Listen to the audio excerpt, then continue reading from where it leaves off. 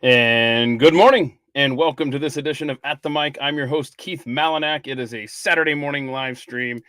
We've been doing this series since late December with Ed McCray, the Disney guru, the professor of all things Disney history. And he is a one-man, he's a wrecking machine, quite frankly, as he attempts to save Disney history and make sure that we get this lost history out there. Today is part 11 of 12. We're going to talk about more Disney legends with Ed. And if you've missed any of these episodes, they're fascinating. They're chock full of fascinating stuff. So go back, check the playlist out, and catch up. And you can watch them whenever. It's not like you're going to be missing a lot of stuff if you're just tuning in today for the first time. So when you have an opportunity, that playlist will live there, and you can go and catch up. And please share it, and don't forget to subscribe. Click the bell for notifications. One thing that's kind of out of the ordinary as far as when we do a live stream is coming up on Monday, 2 days from now. We're going to do a March Madness type thing. It's going to be a worst presidents in American history bracket. So you'll want to see the selection show coming up at 4 p.m. Eastern right here on Monday. Be sure to click that bell and you won't miss it. And then let's see, after that, what's after that? Friday, another live stream at 2 p.m. Eastern. Jack Helmuth will be my guest. And then we will wrap up this series with part 12 of 12 with Ed McCray, Saving Disney History, coming up next Saturday at 11 a.m. Eastern. I've talked enough. Let's get Ed in here. Good morning, sir. How you doing? Oh, good morning. Oh, I'm fine. Look at this, huh? Yeah. I brought my Mickey. I never mentioned Mickey's ears when he turns his head. They always stay in the same position. I meant to mention that. The stuff you learn from this guy. The stuff you learn. Well, I'll have to pay attention. You never can. Even though we'll be done even though we're done next week, you can never stop learning about anything. I mean, that's why I'm going to lead a public pressure campaign against you, Ed McCray, to start your own Disney History channel. There is a channel. It's all set up and everything, but I won't be moving into the fall. I've got to work on getting Jill Chill back and everything. And breaking news! Did y'all hear that? He's working on something, and that's in addition. You just mentioned in addition to the comic that you're working on, right? Do you want to take a moment here and tell us about Jill Chill? Well, first I'm going to do a Jill Chill short story. I have to get that ready by July, so it's all I printed up for the fall there for Christmas. I have to do something to get a little bit of income in for what I'm doing, because the big project has been the Folked Up America project, and it's a comic book about American folklore, satire, history, and everything. And I'm a one-man show. I'm not like Eric July, where he's got all the different people working for him, but I've got to be the only one working on it, because when I'm doing the artwork, I get ideas that aren't in the script, and it goes into the artwork. So it's like everything filtered through Walt on his stuff. That's what's going on with what I'm doing. It's filtering through me. But looking forward to it, man. Yeah, the Jill Chill thing's going to be like a short story with illustrations, because I don't have time to do a comic book with that too. Because you think about it, a comic book has 6 pieces of artwork per page. And you have to put you've got to color it, letter it, ink it, all these different things, and people don't realize how much work all that is. No, I can't imagine. Well, keep us updated, and we'll be sure to spread the word when some of this stuff comes to fruition. All right, well, take it away. And where are we going first? We'll pop up those. Somehow those pictures didn't end up in my folder last week, but this was from This is from 20,000 Leagues Under the Sea. These are extras that were actual islanders that were in the movie. Oh wow! And so they did this on their own. But this would probably freak out the woke. It says "Eat at Joe's" on the one cannibal. And then when he comes running down, you can't barely see this in the movie. And when he comes running down the beach after Kirk Douglas, then the next guy has "I ate Joe" on his forehead. Oh wow! Oh wait, I gotta. That's the next picture. Next picture here. Hang on. Oh, yeah. Hang on. Oh, I didn't mean to take that down here. Oh, it says "I ate." I see the picture. Hang on, y'all. Here it comes. This is good stuff. But see, these were people that lived on this island where they filmed this. Eat Joe. And they thought it was funny, and it was their idea. And woke people go nuts about this stuff. They go nuts that there were cannibals in that movie. Like there's no such thing as a cannibal. and historically, cannibalism happened in a lot of places around the world. And this was another film that it didn't make it on our list. Somebody brought it up, but there was a Kurt Russell film came out in 1969, but it was also edited episodes of the TV show, and it played with a love bug in a double feature in the next photo there. And I'd never heard of it, but it wasn't in any of the movie lists that I have. So that's interesting. That's cool. All right. And look at what the slogan is on it. It's adultivated or something. Spy thriller adultivated. I don't know what that means, but yeah, somebody Google that for us. Okay. Very good. All right. So which folder am I getting into? Go to the 9 Old Men folder. Before we show anything, I wanted to do a little intro here that we've probably devoted a fourth of these episodes, if you had all the time up, on just people that worked with Walt, because that's important. Because people know who Walt Disney is, but they don't know that he brought all these people with him that did all these things. And that was the point, that they're Disney legends, that he couldn't have done all this without them. And a lot of people want to know how you fix Disney. Well, you've got to build up a whole supply of people like this that are going to do what you need to have done. And a lot of these people came from Midwest America, and they had those ideals. They had different faith backgrounds and everything, but they still had those same Midwestern American ideals, and that shows in all the films and everything they did. And if you're going to save Disney or rebuild it, you're going to have to get rid of the woke stuff and bring in people like this to do it. And this is just an example of some of the artwork. We've got through 4 of the 9 Old Men on the last time we did the legends. We're going to do 5 of them today to finish off the 9. But this was from Song of the South there. I have to always stick Song of the South in. And the next examples here, a lot of them worked on Captain Hook. So this is an example of all these different people's artwork, what it all looked like. And you don't think about it when you watch the movie that like 5 different guys did Captain Hook in this movie. And then you can see a little bit of differences in their artwork design here in the drawings. And that's why I put that in there, because it's kind of hard to pull out who did what in our little folders, because a lot of times they worked on the same character. Who's that guy? It's Captain Hook. Is it really? Yeah, he has the Smee was putting hot water in for his feet, and he lifts that up. And I think what he says there is "Pans banished Tinkerbell." And he's watching Tinkerbell on the map, and he's chewing his hook there. Wow.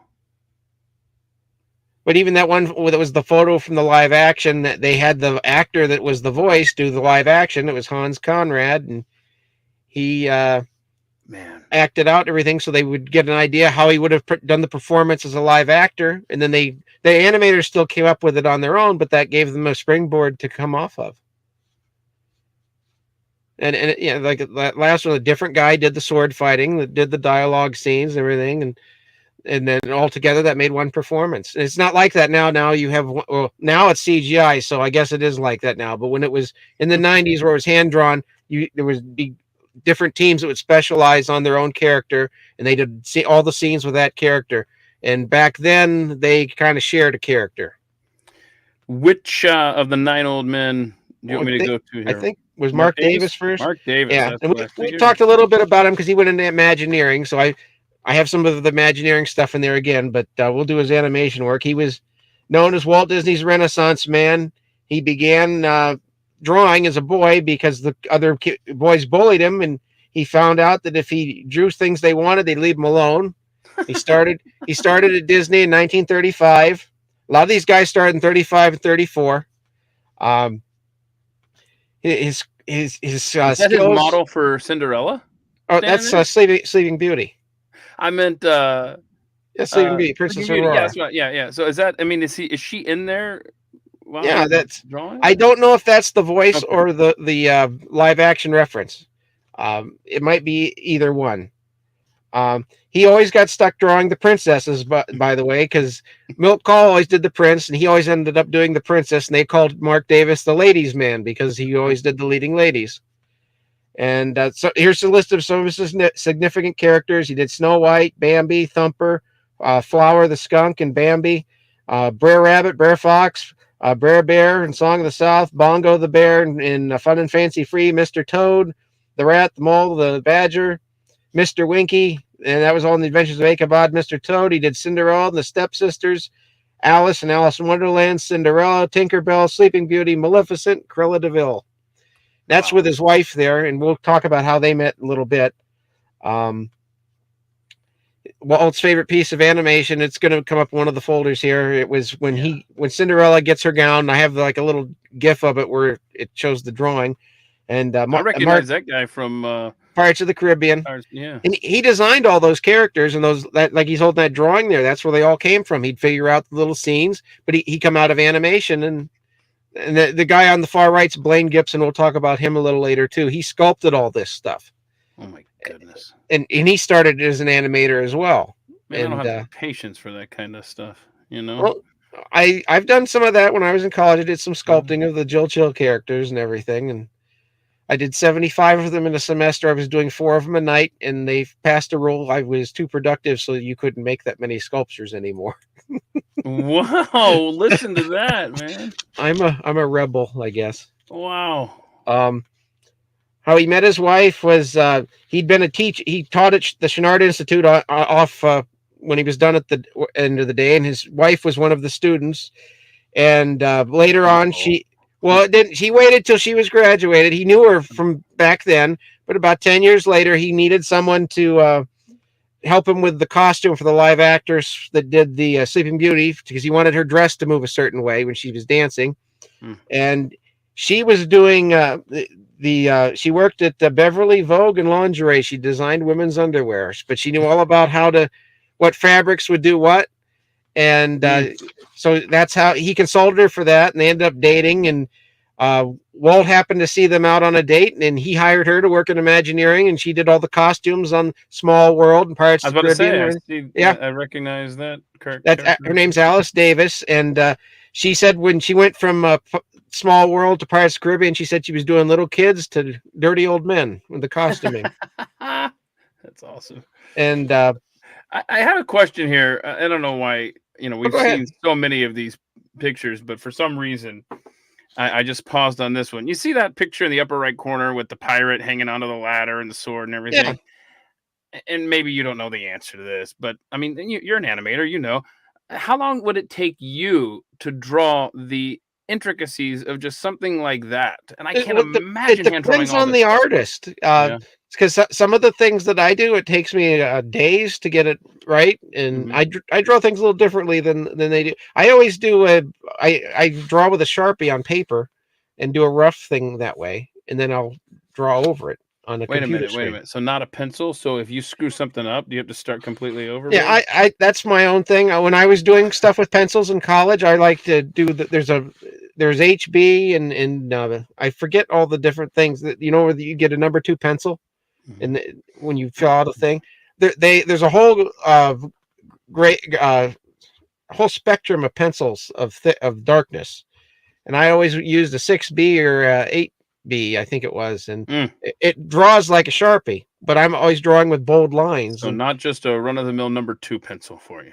No, I have to do bold lines. I always draw with Sharpies now, and then I scan it into a computer, then I ink over top of it. So my Sharpie drawings are they're more like a guideline, and I'll just draw the line, and I'm drawing them with the little mouse pad, finger pad on my laptop. I have a Syntec that you draw with a pencil, but I've never mastered that. I just draw it with my finger on the mouse pad. Should we go to Eric Larson here?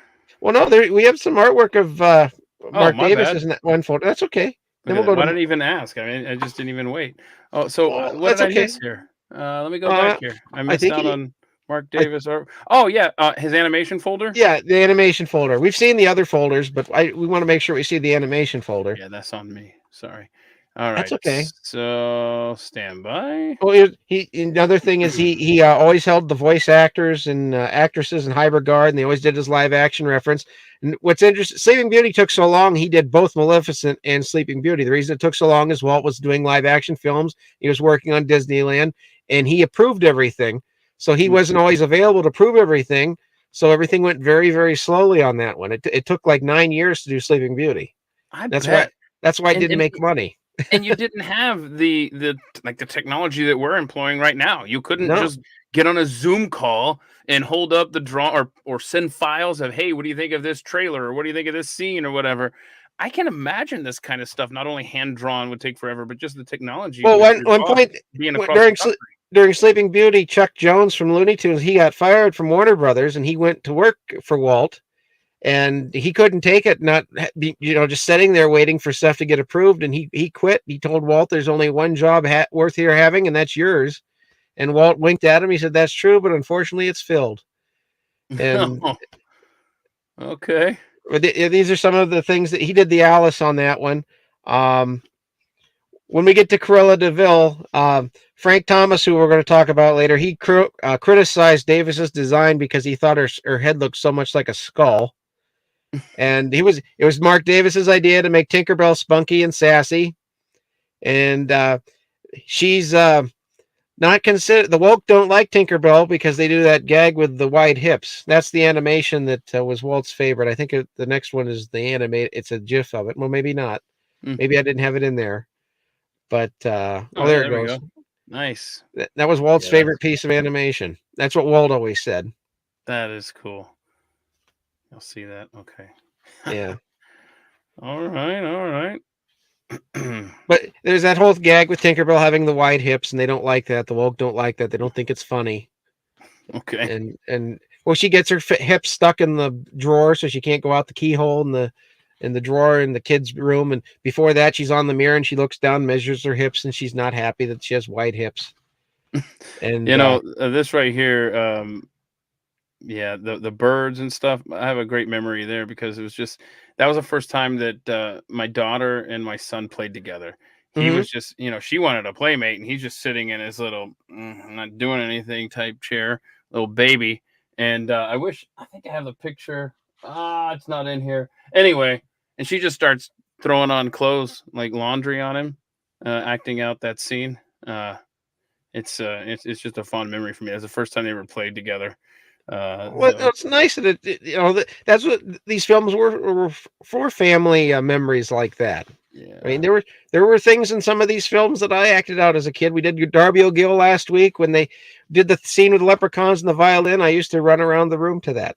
I still remember that. When they did the chimney sweeps and Mary Poppins, I'd jump on the furniture to Step in Time. Awesome. I remember that from when I was a little kid. And by the way, did get to watch Darby O'Gill. It's a good flick. People need to watch it. Tomorrow's St. Patrick's Day. Let's go watch Darby O'Gill. It's got to be rediscovered. That's another thing we're doing with these. We're rediscovering Walt Disney, and that one deserves to be rediscovered. And the woke don't like Darby O'Gill now because they say Walt appropriated Irish culture. Okay. What's interesting with Maleficent there is her colors were different. They made the flames on her shirt red, or her robes red, and I think they're purple in the film. This is the voice of Cruella de Vil. Oh, wow. But see, it kind of looks like her. She also did the narration at the beginning of Cinderella. Okay. I don't know how it got mixed in with Maleficent, but that was her. And let's see what else I got here. He got into Imagineering. We went over that before with he did Chanticleer and Renard, and it didn't get made, and Walt put him into Imagineering after that. And he did all those different rides: Pirates of the Caribbean, Haunted Mansion, there they are. Carousel, Progress. Yeah, the Three Fairies. Now Frank Thomas and this was the original design of Cruella there. The face is different, and that's what the other animators wanted. What were you about to say about the fairy godmothers? The Three Fairies, they were primarily handled by Frank Thomas and Ollie Johnston. We're going to talk about a little later, but Mark Davis did some of the design work on them. Saving Beauty was a different kind of film because now that's Mary Wicks. You probably recognize from films and everything, but she did the live action model reference for Cruella de Vil. A lot of people don't know that. About Sleeping Beauty? They did the background so it looked like a tapestry, and the animators didn't like how the characters were all these stiff lines and everything, and they said it was harder to act with them. And that's her doing the Cruella live action. But you'll see her, and she's in White Christmas every year. She's the maid in that, and she's in a lot of old movies. I remember her. There was a show with Tom Bosley, the Father Dowling Mysteries, and she was the maid in that. But she was the voice of the old lady gargoyle in The Hunchback of Notre Dame in the 90s. But Cruella is supposed to be the masterpiece that he made with animation.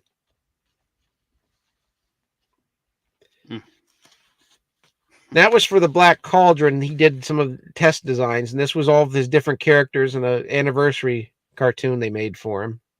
See, I always like it when you see Maleficent, characters that don't belong together. Hanging out. Maleficent and Sleeping Beauty, they're Yeah. sticking their tongues out at each other. Now, a lot of the Disney characters in the comics, they would interact with each other. And this was done by Andreas Deja, because he took a lot of inspiration from how he did Maleficent when he animated Jafar. So he gave that to Mark Davis on his 80th birthday. Cool. Another thing about Alice Davis, when they made the movie Up, they consulted her for the love affair with the old man and his wife. It's in that opening where they have their marriage. They consulted her for her and Mark Davis on that. Huh. I always thought that was kind of interesting that they still had influence on the films even though they were long gone. Am I going to the Chanticleer here? Well, we looked at that before. We don't have to look at it again. But if you want, it was in one of the earlier shows. But that was all I didn't know how long it would take to go through his bio there and all the stuff that we've looked at it at the Disneyland show and the Disney It Never Was. If you want to go back and look at that, you can see some of his other work. So how about where am I going now? The Imagineering? Eric Larson's next. Eric Larson. My gosh, I'm sorry. Well, no, it's that. I just this was a hard one to put together because you're doing all these little bios and everybody. You don't know how long it's going to take. I need to go back to that picture I already put up there then. Eric Larson.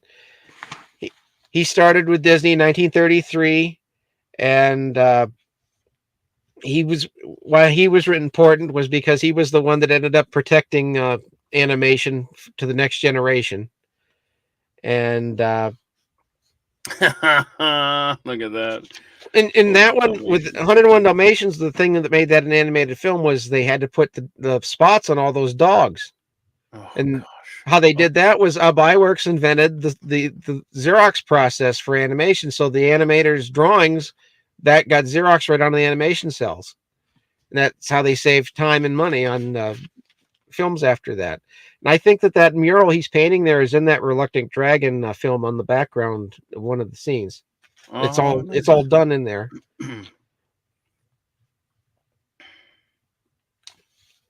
I'm getting his list of characters. He always talked about getting sincerity into his characters. Some of his characters he did was Figaro and Pinocchio, the Owl and Bambi, Dumbo, Cinderella. He worked on Cinderella with Mark Davis, and they both disagreed on how her approach is. And you can tell there's a difference in that character if you look for it in the movie, because Mark Davis wanted her to be more glamorous, and Eric Larson wanted her to be more of a down-home kind of girl. And I think they kind of divided the scenes from when she's dressed like a peasant to a princess. Those are the animals in Snow White there. He did those. He did the flying scene in Peter Pan. If you look at that, remember there's no computers or anything, and he's got all those characters flying, perspective forwards and backwards, and they're going through, they go around Big Ben and all that. And how do you do reference for that? There's no way to do photo reference. He had to pull that all out of his head. And I'm always more impressed with what these guys did. Even like we're talking the special effects last week, there were no computers. They had to come up with all that stuff analog. Right. And today with computers, I don't think the effects and everything they're even as close to what they were doing back then. He did so many bird characters, they called him the Bird Man. He had the largest staff in the studio. And whenever there was conflicts in the studio, people would go to him to solve them. He'd always take time out of what he was doing. I forget what his background was. He was either a Mormon or a Christian denomination. And that played into how he treated people. And everyone that I know, people that knew him personally when they got to Disney, and he trained them. And they always talk about how a wonderful mentor he was, and he took interest in their lives. It wasn't like today where people, the executives, you're just a cog in a wheel and they don't care. He really cared about people, and he also cared about the characters. He put that into the characters. And if it wasn't for him, there wouldn't be the films that came along in the 90s. They wouldn't have been the way they were, because he trained a lot of those people when they came to work at Disney. He went out to recruit them and mentor them. There was one of them that I mentioned before, Andreas Deja. He was from Germany, and he wrote a fan letter to Eric Larson, and Eric Larson was going on a cruise to Germany, and he met with him, and he couldn't speak German. So Andreas Deja couldn't speak English, but he was trying to learn everything while they were talking there. But he ended up coming to America, and he did the villains in the 90s. Jafar and Scar and Gaston. Oh, nice. He did Lilo and Stitch. He did Lilo. But there's a chain with the animators that went all the way back to Walt, because of one generation teaching the next one. But it's not like that anymore, because now everything's woke and they go recruit people off of Tinder and Tumblr and all that stuff. Well, it's on. If you guys are reading those D-Files articles that are coming out on, I forget what the site's called offhand. Huh. But everything they're telling you on there, it's all true. I've been told it by people who have been there. It's all true. All the stuff about the wokeness and everything. And it wasn't like look that. At that. Look at that. That is so cool. Well, that's what I'm saying. Think about how do you film a reference for that? Because they're flying through the sky in perspective.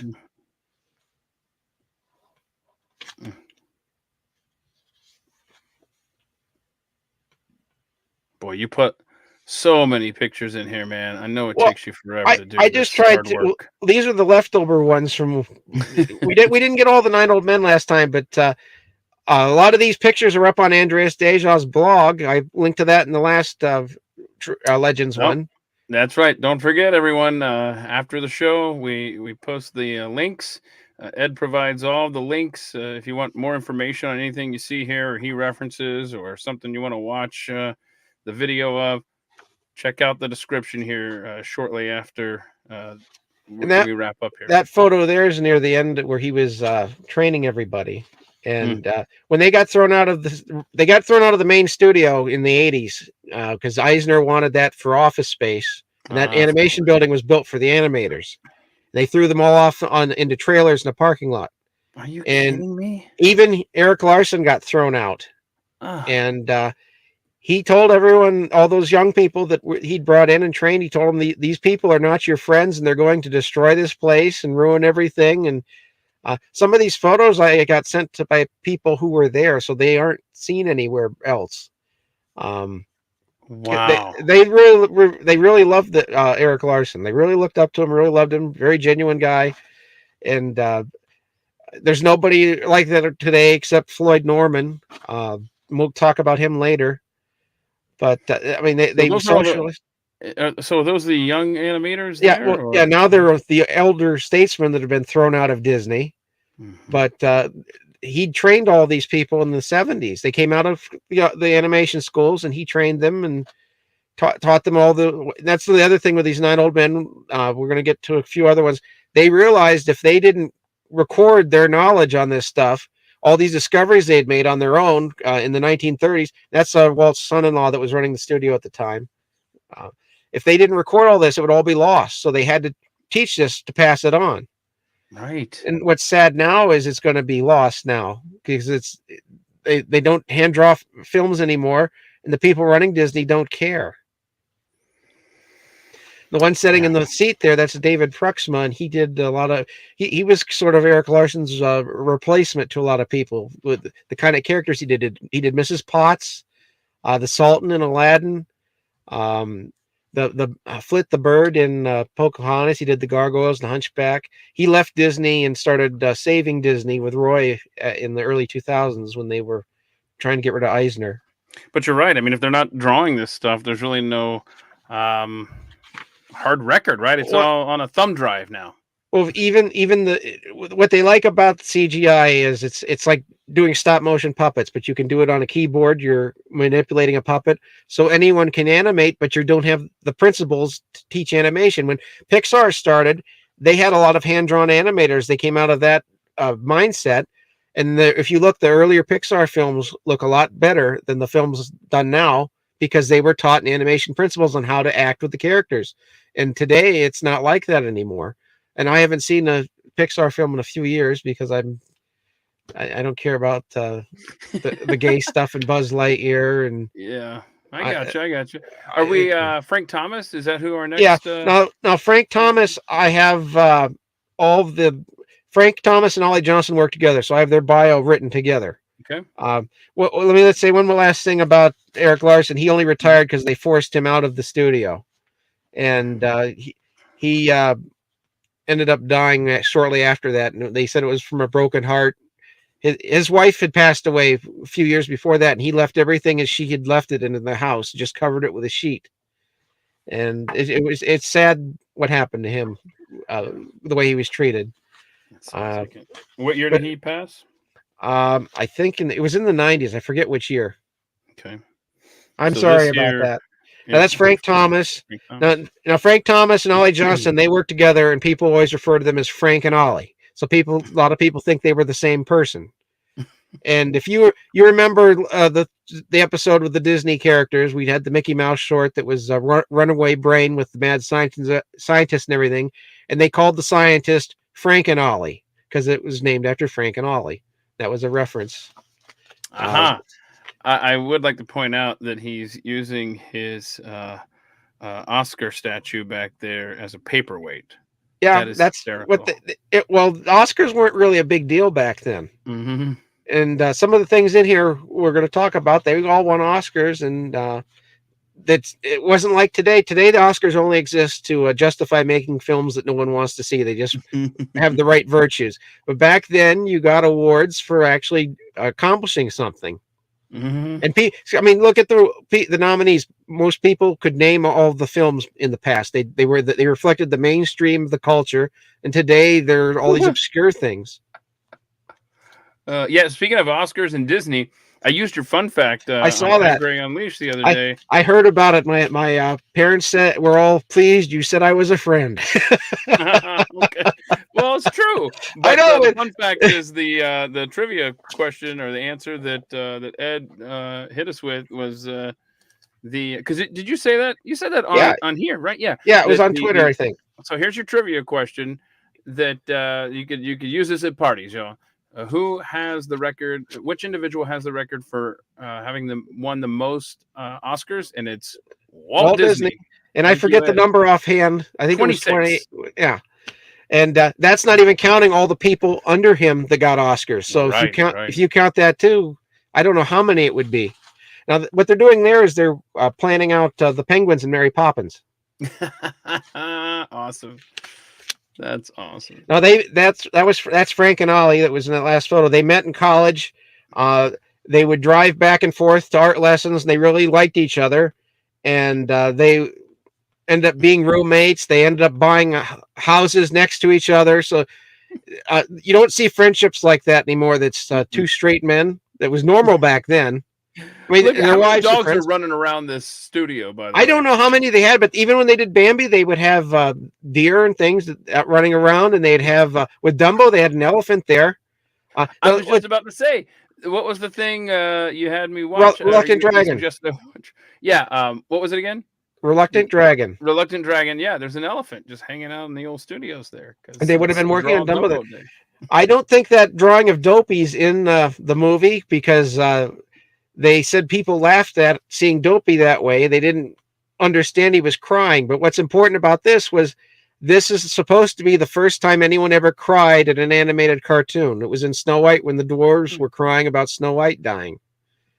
And because when Snow White, that's the reference for Pinocchio so they'd see how the joints would work. But with Snow White, we didn't really do a thing about Snow White, but people told Walt that it was a dumb idea, and they called it Disney's folly. It wouldn't make any money, and the color would hurt your eyes and all this stuff. And people only saw cartoons as a gag thing. It was jokes, and they didn't understand he was going to do this movie where you actually cared about the characters and everything. So when they had the premiere and the big movie stars came to see it, that you could hear them all crying, and the animators were all stunned. All these famous people were all there crying at something they'd done. Wow. The color movies will hurt your eyes. That's well, they awesome. said that with animation, sitting there for 90 minutes would hurt their eyes. And that was, the Queen and Alice in Wonderland. There's footage. There's a documentary about Frank and Ollie, and he acts all these scenes out to show how they were. And that's Hans Conried is Captain Hook there for the live action. And see, that's an example how they would adapt that into animation. Now, I got distracted from the story there. How they got at Disney was Frank Thomas saw a short called The Flying Mouse, and he went to apply for a job at Disney, and he got Ollie a job there too, and Ollie had seen that cartoon short with Pluto with a flypaper we talked about before, and they just fell in love. They wanted to be painters, and they just fell in love with acting with these characters. And Frank would always research every one of his scenes, and he'd always plotted out several different ways how you could do the scene before you would figure out what the best poses and everything were. He was often cast with Milt Kahl on characters because he understood the psychology, and Milt could draw better. And they had signs hanging over their desks. What is the character thinking, and why does he feel that way? And that's how they would. And it would be like an extension of if you were acting out the scene, how they would do these scenes. I love these penguin drawings from. Mm-hmm. And the only reason there were penguins in Mary Poppins is Walt Disney said waiters always reminded him of penguins, and he decided to do that whole scene in animation. It was going to be a live action. And that there he is with Merlin, but see how they did the you don't see under his robe in the movie, but he animated it with the legs under the robe in that previous picture. Wow. Cool. Jungle Book, right? Yeah, and that's Sword in the Stone there. Oh, Sword in the Stone, my God, yeah. There's a Jungle Book there. I wasn't looking at the screen. I knew it had some Jungle Book in there. There's an example there of a couple images that of them moving. There's King Louis. And then I know that a lot of these came from Andreas's blog, but that's why he has the blog so people understand. Now this shows all the next couple of pictures show this scene, how each drawing is different from each other. I wanted to have an example of that. But Andreas's blog has a lot of the Night Old Men artwork there, so you can look at it and appreciate their artwork.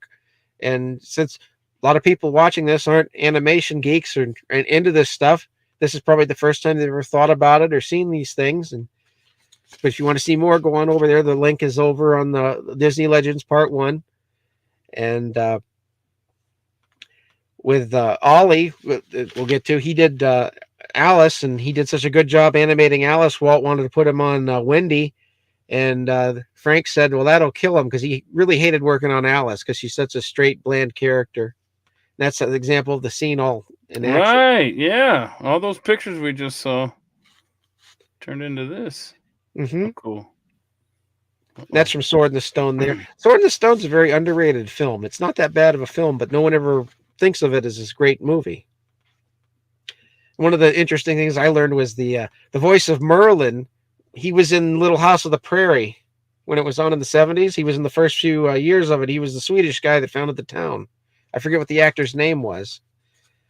And that was the last piece of animation he ever did, Frank, there. That was for the Fox and the Hound. And that's the documentary about them. And it's probably on Disney Plus. I don't know. But it was on DVD. And then nice.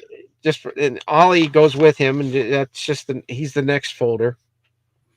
Right. One time Frank and Ollie were on a television show like a Johnny Carson kind of thing. And when they got onto the set, the host said, so you're the guys that killed Bambi's mother.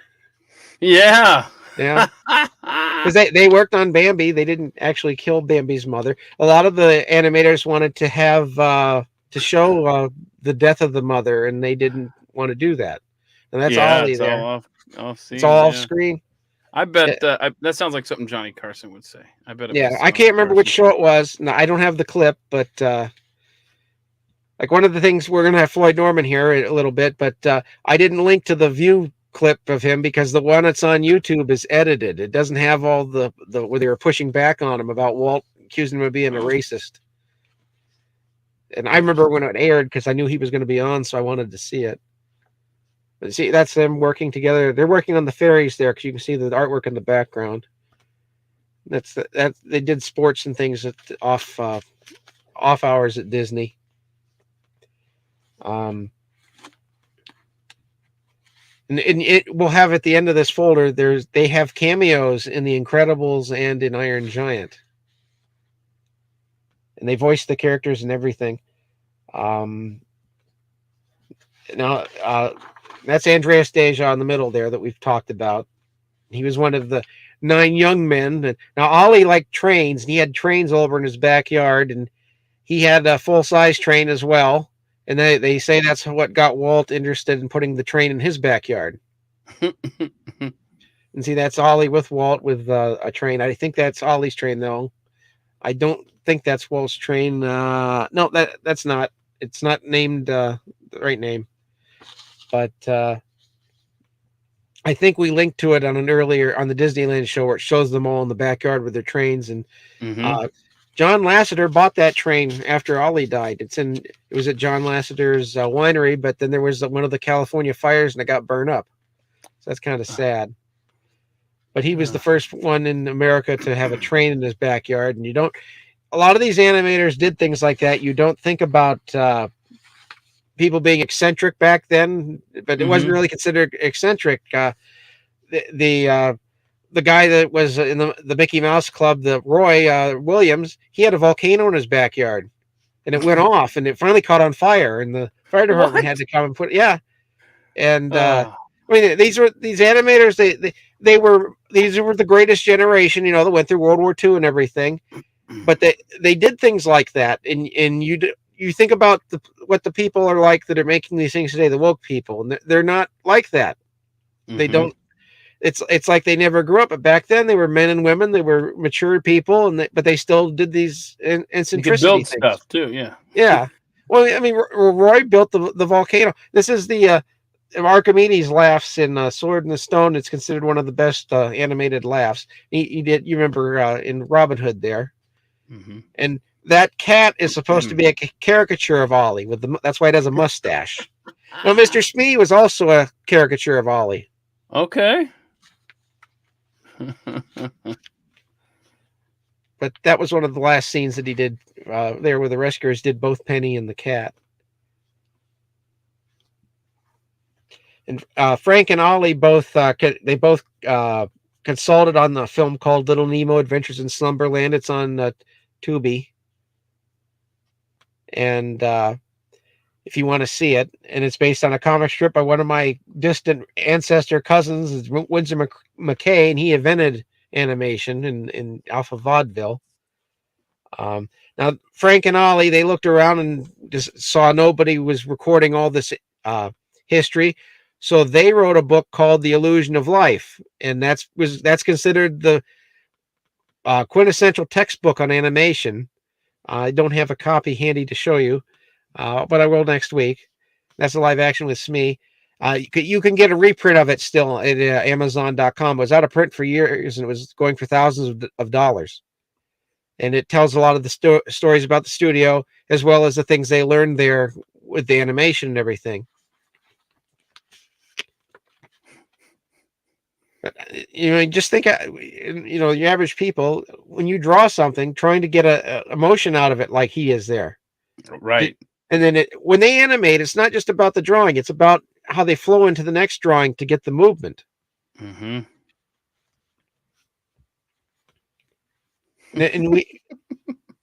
that's an example from the movie where he's acting out how he did Baloo there. He did the little girl in the Jungle Book at the end, and that was the train. That was the last meeting that Walt ever attended before he died in the animation, was on the Jungle Book with a little girl. And the woke people don't like the Jungle Book because of that as well. They don't like it because of King Louie. And they don't like it because it ends with the girl luring Mowgli into the village. But like 3 different people involved in that, they all came up with that ending on their own. And then Walt said, that's got to be the ending. The Sherman Brothers wrote a song, and Ken Anderson did a storyboard with that was how it was going to end. And Ollie was a little bit against it at first, and then he decided the longer it was around, that's how it had to end. It made sense.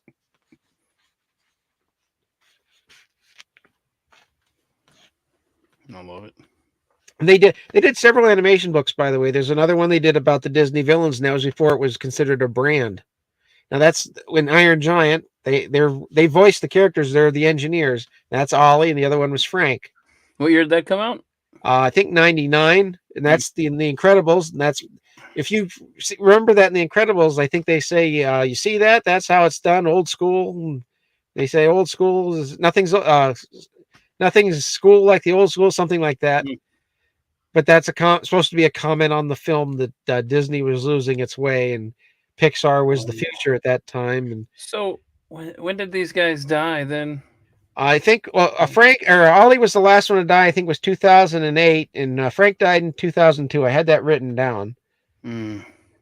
But they were very close friends. But even today, with the way everything is with woke, they try to make, even in World War II, where the soldiers were giving their lives for each other, they try to make that into a rainbow jihad thing, and it wasn't like that. It was, people were different back then than they are now. They didn't read everything woke into everything. And I hate to say things like that, but it's true.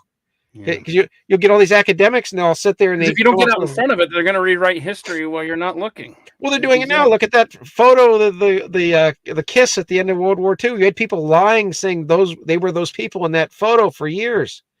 There was like 4 or 5 different couples. I remember this when I was a kid, and now they tried to get rid of that photo. It's probably one of the I think that was one of those iconic photos in American history. We're going to Ward Kimball here. Yeah, Ward Kimball's next. We've touched on him, but this one's actually about Ward. We'll have some of his practical jokes that he would pull. He started in 1934 at Disney. He came from the Midwest as well. how he rose to prominence. Now, Pecos Bill is a caricature of Will Rogers, the actor, and a lot of people don't realize that. Oh my goodness! How many animals have been inside that building? A lot. I wouldn't want to have to clean up after them. Right, that's what I'm thinking. I'm like, now, he's there with Freddie Moore. Now, when Freddie Moore would drink, Ward would animate his scenes and let Fred take the credit for him. He looked out for. I mean, people looked out for each other back then. Mm-hmm.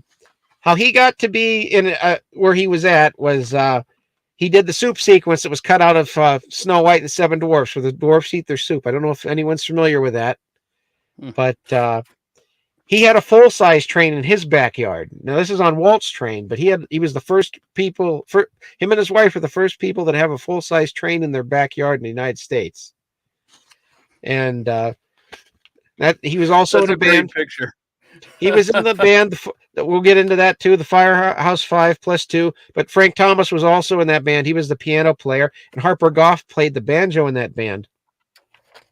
So when they cut the soup sequence out of Snow White, now this here got cut out. He was supposed to do the Siamese cats in Lady and the Tramp. They just said that his stuff was too zany for that movie, so they took him off. But that was him working on the scene for that, because you can see the cats on the drawing board. With the soup sequence, when it got cut out of Snow White, Walt gave him the Jiminy Cricket in Pinocchio, and that because Ward was really upset. He had animated the soup sequence for like 6 months, and it got cut out, and that was his big contribution to Snow White. He also did the vultures in Snow White, and he figured out all this stuff to do with Jiminy Cricket, and that's from the Reluctant Dragon there. So he's actually in that movie. I think he's animating Goofy in that movie. Now, interesting thing about Jiminy Cricket, before Pinocchio, the experts say that Jiminy Crickets was a slang swear word for Jesus Christ. And if that's true, Walt made Jiminy Cricket the conscience of Pinocchio. And when you think of Jiminy Cricket, you only think of that character now. You don't think of it being a slang swear word or anything. But think of that, because where does conscience come from? I don't know if Walt's the one that came up with that name for him, but I don't know if that's why he did. But I thought that was kind of interesting. That is interesting, yeah, for sure. And that's with his wife there. I think his wife's name was Lou, but I'm not offhand sure. And sorry, some of these might be a little small. He had a whole railroad station with costumes and everything. I mean, there's this just model railroad there. You see all the little trains on the walls. Love it. Good grief.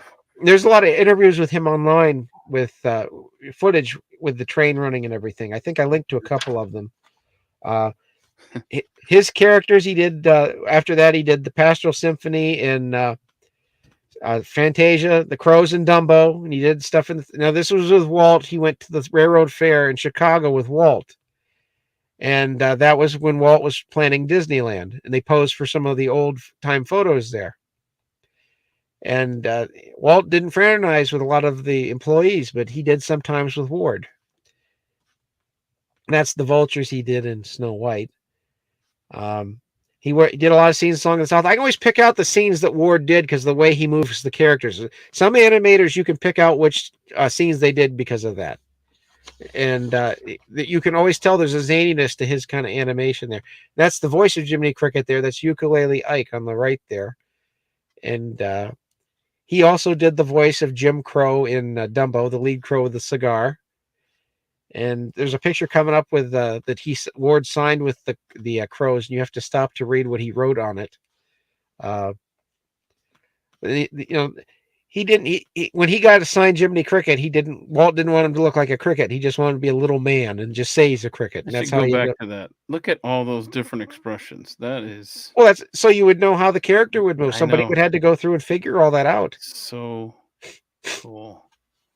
That's see, I'm if I had an animated thing, it would be something like that. That's really cool. I'm sure you can find them, and there's websites that have just those things posted up there. Like that's where I pulled them down from, and just to show you how some of this stuff is. And that's for Fantasia. There, he did Bacchus, and even though it's a minor character, you don't think of all the things. And those are the crows. There's one coming up here that he signed.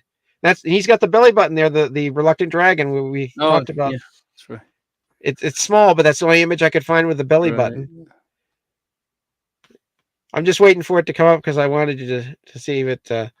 When Ward animated that, that's the one to zoom in on that. When Ward animated that, he filmed black actors in jazz clubs, and he says, "Okay, boys, who's Ward Kimball?" And he says, "Ward who?" Mm-hmm. He's never heard of him. Right on. I just thought that was fun. That's his kind of humor. He was the practical joker at the studio. He did. Yeah, he did. Well, I had a lot here. I got the jokes too. He did the Cat and the Mice and Cinderella, and on his sheets for Cinderella, he when Cinderella would enter the scene, he would write things on the papers like "The Stooge enters here," because he was calling Cinderella the Stooge. He was always a nonconformist animator there. He did the Mad Hatter's Tea Party. Well, he was the rascal, and we'll get into that. He did the Mad Hatter's Tea Party and Alice in Wonderland, Tweedledee and Tweedledum, and the Cheshire Cat, the Walrus and the Carpenter, and Peter Pan. Now that got cut out of Dumbo, but they were going to have an engineer, and it was based on Ward. He got snuck in everywhere for caricatures in the animated films. He did the Lost Boys and Peter Pan, as well as the Indians. He did the Reluctant Dragon, did the Maleficent's Goons. He did the Man in Space series, Why We Went to the Moon, is because the things that Ward did with that. He did editing on the film called The Adventures of Bullwhip Griffin. We talked about the version that's on Disney Plus is edited, though. It's not the. Of course it is. But you get it on DVD. It's not edited because they have a character dresses up like a Chinaman to hide away on a boat. And you can't say the word coolie now, even though that was a term. They've dubbed over that in the fake Chinese. He did. We're going to link to this. He did in the 70s. He did a series called The Mouse Factory. It was on Saturday mornings for cartoons, and on the Internet Archive, there's the whole series there. Now that last one, it had names for all the mice. If you ever want to know what the names of the mice were in Cinderella, they all have names. That was the previous picture. Oh yeah, I remember old Gus, right? Yeah, you just know Jock and Gus, but there was Luke, and there's Mert and Bert, and there was the girl mice. There were Susie and Sally, and people don't know they all have names. And even today, when there's minor characters in the film, the animators give them names so they know who they're talking about. That's smart, yeah. Mert or Bert, Bert or Mert, because they look alike. You're right. And that cat was based on his cat that he had, and there's that one scene where he has the Gus under the cup, and he does that thing with the hands, and everybody loves that. The animators do. Now, here's I'm going to tell about some of the practical jokes Ward would do. Now remember, this is the Greatest Generation, so they were kind of tough on how they would play rough with each other. And when they built the new studio that you see in the Reluctant Dragon, they had not all the bathroom toilets were working. And so there would always be people would come in the morning and there would be a line. So Ward went to the Salvation Army and he got a lot of pants and shoes, and he rigged them up with dowel rods so it looked like someone was in the bathroom in the stalls. And he put those in the men's room and the ladies' room, and then he went and took a nap at his desk. And it took people a couple hours to figure out somebody had pranked the bathroom there. That's awesome. And he would also put animation cells over under the toilet seat so people would not look, and you can fill in the rest. And there was an executive at the studio that no one liked, and for his wedding, Ward hired a nude model to show up at the wedding in a veil carrying a baby coming down the aisle and accusing him of being a deadbeat dad. I mean, this is what stuff like this would get you. Gosh, come on. This is. And here's another one he did. That was the worst one. He used to dress up as Santa Claus and for his kids. Then all the neighbors wanted him to do it. So he didn't want to do it for the neighbors' kids. So he had one year Santa Claus handed out condoms. Oh, God. And then another time he dressed up. He had a younger daughter that they wanted to do it for do the Santa Claus thing. And he dressed as a gorilla in a gorilla suit in the Santa Claus suit. And one of the animators called the cops and said that gorilla was loose in the neighborhood. Man. And I'm just making sure I've got everything. He bought now the railroad station is so dear to my heart. That is the one railroad that's in Ward's. It was in Ward's backyard, and Walt wanted it back for Disneyland, and Ward wouldn't sell it back to him because Ward had to remodel the whole thing so it would work as an actual train station, not just a set. Another thing I was going to mention is all these eccentric animators with things in their backyards. If you look at Mary Poppins, where they have Admiral Boom, where his house is a ship. I don't know how much of that was in the book, but that's where that comes from. Around the studio. And the thing with the Indian, it's like all the stuff Ward did is the stuff that people complain about. And the Indians in they're Neverland Indians. They're not American Indians. So why can't they look like that?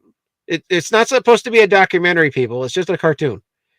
And people are all offended by the Indians. And it's just a cartoon. It's just a cartoon. But look, they get rid of all the real life heroes. And now people are looking at cartoons as being a role model. Mm-hmm. And cartoons aren't supposed to be role models. They're just supposed to be something you laugh at or entertained by. It's not supposed to be what you set your whole life's ideology on. But I would like to take a moment and welcome such a large part of the audience I've noticed is streaming this on Twitter, which please, by all means, we love having you, whether you're on Twitter or YouTube. But I want you to be aware, and that's the one limitation of Twitter X, is that you can't go and find our previous, there's no place to really just like use as a library to put these previous episodes. So if you are watching on Twitter, please understand this is part 11 of 12. There's a lot of great episodes with incredible history that Ed has documented for us. Please go over to youtube.com/@the-mic-with-Keith. Look for the Disney playlist, and you're going to see tons of great stuff. youtube.com/@the-mic-with-Keith. I wanted to get that in there because I think there's a lot of people that are watching that haven't necessarily seen your previous efforts, and I want them to know that is available. I know that the Disney archives are aware of us now, but we'll get into that next week. I've heard. Oh goodness! Here's one more story about Ward and his jokes. Mm-hmm. David Swift, who went on to direct Pollyanna and The Parent Trap, he was the assistant of Ward back in the 1930s and 40s, and they had a commissary at the studio. And David Swift came back from lunch, and he said that he was drinking a chocolate milkshake, and he said he could drink a dozen of those milkshakes. And don't do it, bro. Ward said, I'll pay for them if you drink them. And wait, hold on. He doesn't have to keep them down for a certain amount of time? Yeah, he has to. Well, this is what happened. Oh, no. He got to the 9th milkshake, and then he collapsed on the floor, and by then there was a whole group of animators around. And the nurse of the studio came into the room. They were afraid he was going to die, so they called the nurse, and the nurse said, "What's wrong with him?" And Ward goes, "He drank 9 chocolate milkshakes." And the nurse just kicked him in the butt and went out of the room. Oh my gosh! Tell me about this. What are we looking at here? That's the model. That's his railroad he had in the backyard, but that's a model of it, and that's in the Disney Family Museum. But I don't know if it's there all the time. Man. But it was there for this exhibit. But he called it the Grizzly Flats Railroad. It had elevation and tunnels, and how big was his backyard? I don't know. Wow, it's like a national park. There's scenes of it in interviews and things. He takes people out on trains. I'll make sure I find a couple more before I give you the links, because I think we linked at it before, but I'll link to it again. This is a caricature of all the animators that worked on Captain Hook that he drew, and he gave them all nicknames underneath that rhyme with Hook. I see. And we can't say one of them, but it rhymes with Hook. Mm-hmm. All right. No, but those are the other animators, and that's Ollie Johnston there. I mean, they would sit there and do caricatures of each other, and sometimes they'd end up in the films. Mickey and Icky. He was always the rebel, and that's why this is from he got an Oscar for this short. It's called "It's Tough to Be a Bird," and he did all these weird paintings too after he left Disney. I kind of like that painting. Actually. Yeah. Well, he did another one he had a watermelon, and it had, you look at it and it looks like it has seeds, and they move, but if you get close, you see that they're bugs eating the watermelon.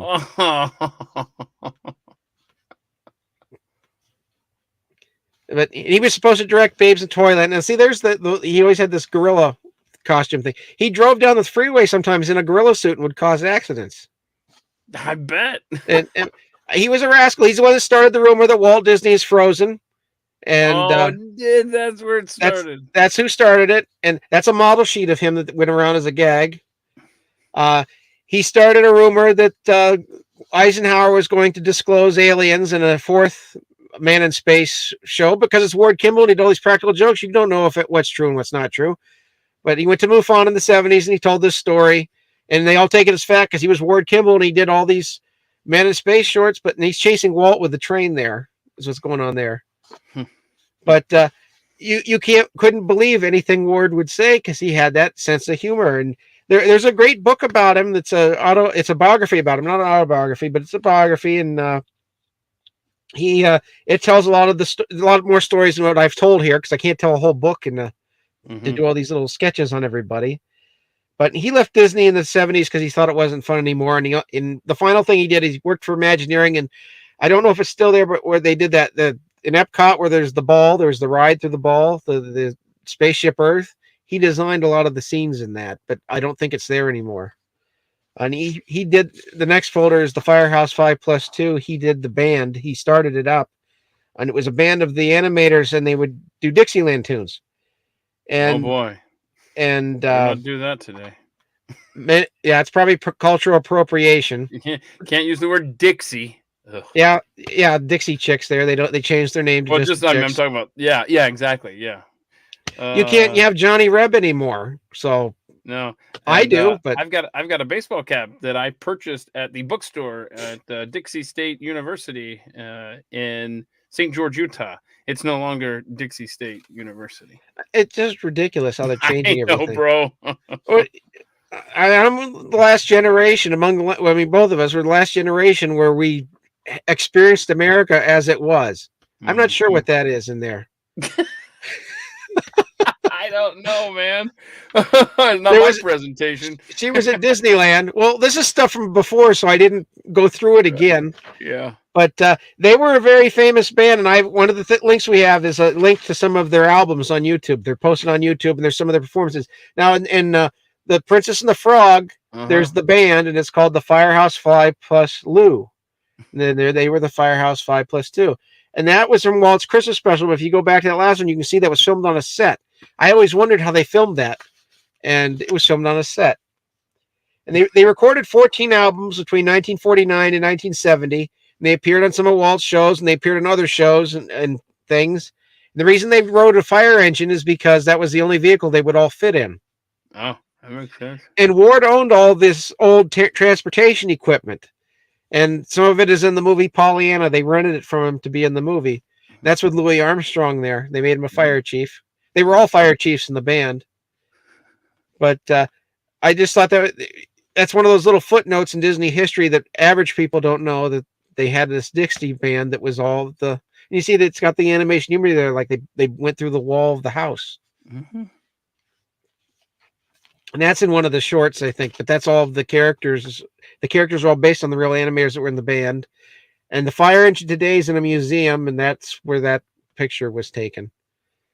But Okay. The next one, we don't have a lot of photos. These are Walt's secretaries, but they're very important in Disney history because they saved all of his communications and things. So if it wasn't All for the right. secretaries, we wouldn't have that. Right. I'll What give you folder am I going into here? it's what's Oh, in I the see. I anime. found it. Yeah, I found it. but Yep. you don't have to get the photo up yet because I got a little introduction of who they Okay. were. Over Walt's career, he had three major secretaries. Uh, what Walt always said was the secretaries and the janitor who you want to be the nicest to in your organization because they could make your job easier or harder. Yeah, it's a fact. And he was always old fashioned, and he was paternal towards the secretaries. One of them, he gave her away at her wedding, walked her down the aisle, and they treated him like he was a father figure. And a lot of the women that are in this folder, they would work with Walt's wife. They took care of Walt like a family member, and you don't see that today either. And like the secretaries would, when he would leave work for the day, they would call Walt's house and let Walt's wife know that he'd left the house or left work, and he was coming home, and what kind of mood he was in.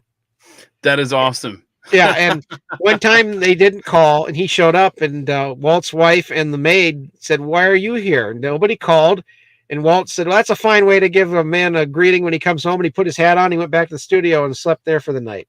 Oh, okay. That's okay. Mm. And his first secretary was his wife.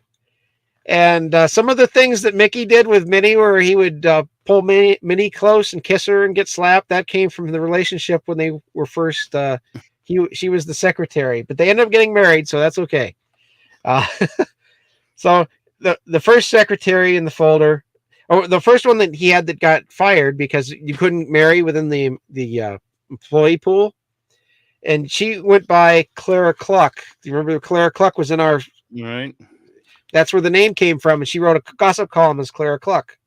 Oh, So, wow. but once you got, I found that I didn't know that, but I found that out this week. But when you at the time you couldn't have relationships within the studio. That's changed, but this was at the very beginning. The first secretary was Dolores Voigt Scott, and I had to take this image of her out of a trailer, and she was so I'm sorry it's so small. It's she was the, and this is.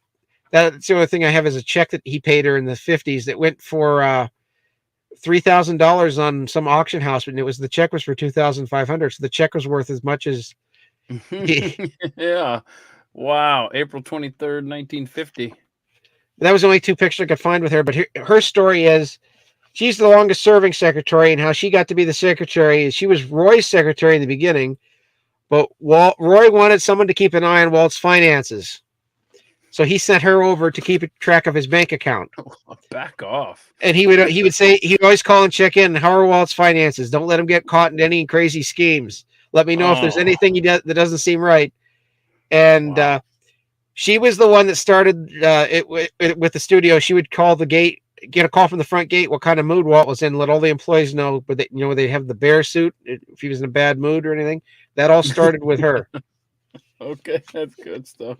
Now, the next one is Tommy Wilk. Now, if you see the movie Saving Mr. Banks, the way they have the office set up, that's how the office was really set up. That's accurate. And she was the outer office secretary. He had two secretaries at a time. And he always teased her that she was sassy because she would stand up to him. And she's the one he gave away at her wedding in 1962. And when they were going down the aisle, he whispered in her ear, "Don't worry, I didn't tell your husband-to-be how sassy you are." That's a photo from the newspaper clipping from the wedding there.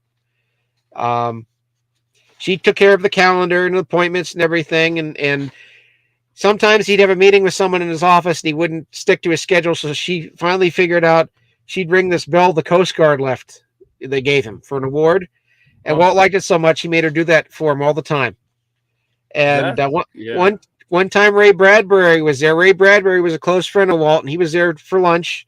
And she told him he had to leave by 1:00, and he was going to leave. And Walt said, "Well, let me show you around the studio. I got to show you the Lincoln robot and the people and all this stuff." And she tried to keep Walt from leaving the office because he had an appointment he had to go to.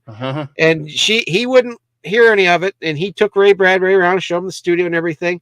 And when they got back at 3:00, the secretary was mad at Ray Bradbury that Walt missed his meeting, and Ray Bradbury said, "No, it wasn't me, it was him." And Mm-hmm. I got a little more here. She also made because Walt had that polo injury in the back of his neck. He would always drink a drink, an alcoholic drink at the end of the day, but she would put mostly ice in the Among Us. Drink. Did Well, she put ice in the drink? she put mostly ice in the drink because his Oh, wife to didn't want him to get water very it much down? alcohol. She didn't want Walt's wife didn't want him to get much alcohol. So That's that's. wrong. I But get you a secretary. I'm just well. He would Just saying. sometimes tease her about that. I'm just making sure I got everything about her. The name of the drink was a Scottish Mist. If you've ever had, I don't drink, so I don't know what that involved. But that's what I'm it's not called. familiar, but I'm willing to taste test if somebody wants to send me a recipe for later. I got a Nebraska basketball game to watch with it. The next secretary was Lucille Martin. Okay, and she wanted to be a teacher, but California wouldn't recognize her credentials, so she became a secretary. And California's been over-regulating for decades. Now, notice behind them there's a lot of Walt's Oscars. That's I why see that. I see the answer to the trivia question. I don't know where he stored that, though. I don't know if that was in his office or what. But he had a lot of other awards, too. I don't remember how many awards he won, but it was like 600, 800, something like that total in his whole life. Very award-winning. Well, look at all the things he did. Right. And as you've mentioned before, if not for the smoking, he could have been earning them for decades to come. I think he probably would have gone till 1985 or so if he hadn't done the smoking myself, because that would have been in keeping with all of his other siblings, how long they lived. Now, she worked at Disney because I don't know how she got to be a single mother if the husband died or they got divorced. I tried to find out, but she had 2 daughters, and they didn't want her to go back to work. And she kept calling Walt sir, and that's what the story of this drawing is. And Walt said that kept telling her to call him Walt, and she wouldn't do it, so he drew this cartoon. So that's actually drawn by Walt, and she hung that by the intercom down with sir. Oh, wow. But the daughters didn't mind her working at Disney because they didn't think Disney was really a job. So that's how she got to be Walt's secretary. And Walt learned that she'd never been on a plane, so he was going to San Diego with a press group. So he closed down his studio and he invited her on the plane. Another time, there were 2 empty seats on a plane for the company plane. So he sent both secretaries to New York City for the weekend to enjoy themselves. And when just before he got sick, he was going to go to the hospital. He said to both secretaries, "Sometimes I just feel like chucking it all." And then he looked at her and said, "But Lucille and her girls need me." And she said, "That we do." And he just thought of them really being like family, Yeah. And she went on to be the secretary for Walt's son-in-law, Ron Miller, and she also worked for Eisner. And people always asked her, "Why don't you write a tell-all book?" And she said that some things are meant to be kept private. So, and she passed away, so there's no who knows what she knew. Mm-hmm. And she was put on the board of directors in 1995, but that was the continuity between Walt and Eisner. She worked for all 3 regimes there between the 3. And the next person's Hazel George. She was the studio nurse. And don't go to the last photo till we're all done, because it's a surprise. Okay. But I think how many are there? I think there's 4 in that folder. 5. I think there's 5. Okay, 5. Now I'm nervous. Do I stop at 3, y'all? Yeah. So this is H. Well, she wrote songs for Disney as well, but that was her name as this when she wrote the song. She went as Hazel H. Gil George. Okay. Now she started at the studio in 1939, and she was hired as the nurse. And these are the only photos I could find of her, so I'm sorry they're so small. But she's very important. She should be an official Disney legend, and she's not. Walt had the polo injury. No, because that wasn't the one. That's one of her poems that she did for the Mickey Mouse Club, and Annette read it on air. Oh wow, how cool! But she did over 100 songs at Disney. But her story is she was hired to be the studio nurse, but because Walt got that polo injury, she ended up being his personal nurse, and she also had a degree as a psychologist kind of. So she was kind of his therapist. And he would talk to her every day at the end of the day about what was going on at the studio, the fights with Roy, what they were building. She's the first person to know about a lot of the things that he did. The pain was so bad that she would try to find ways to alleviate the pain with the.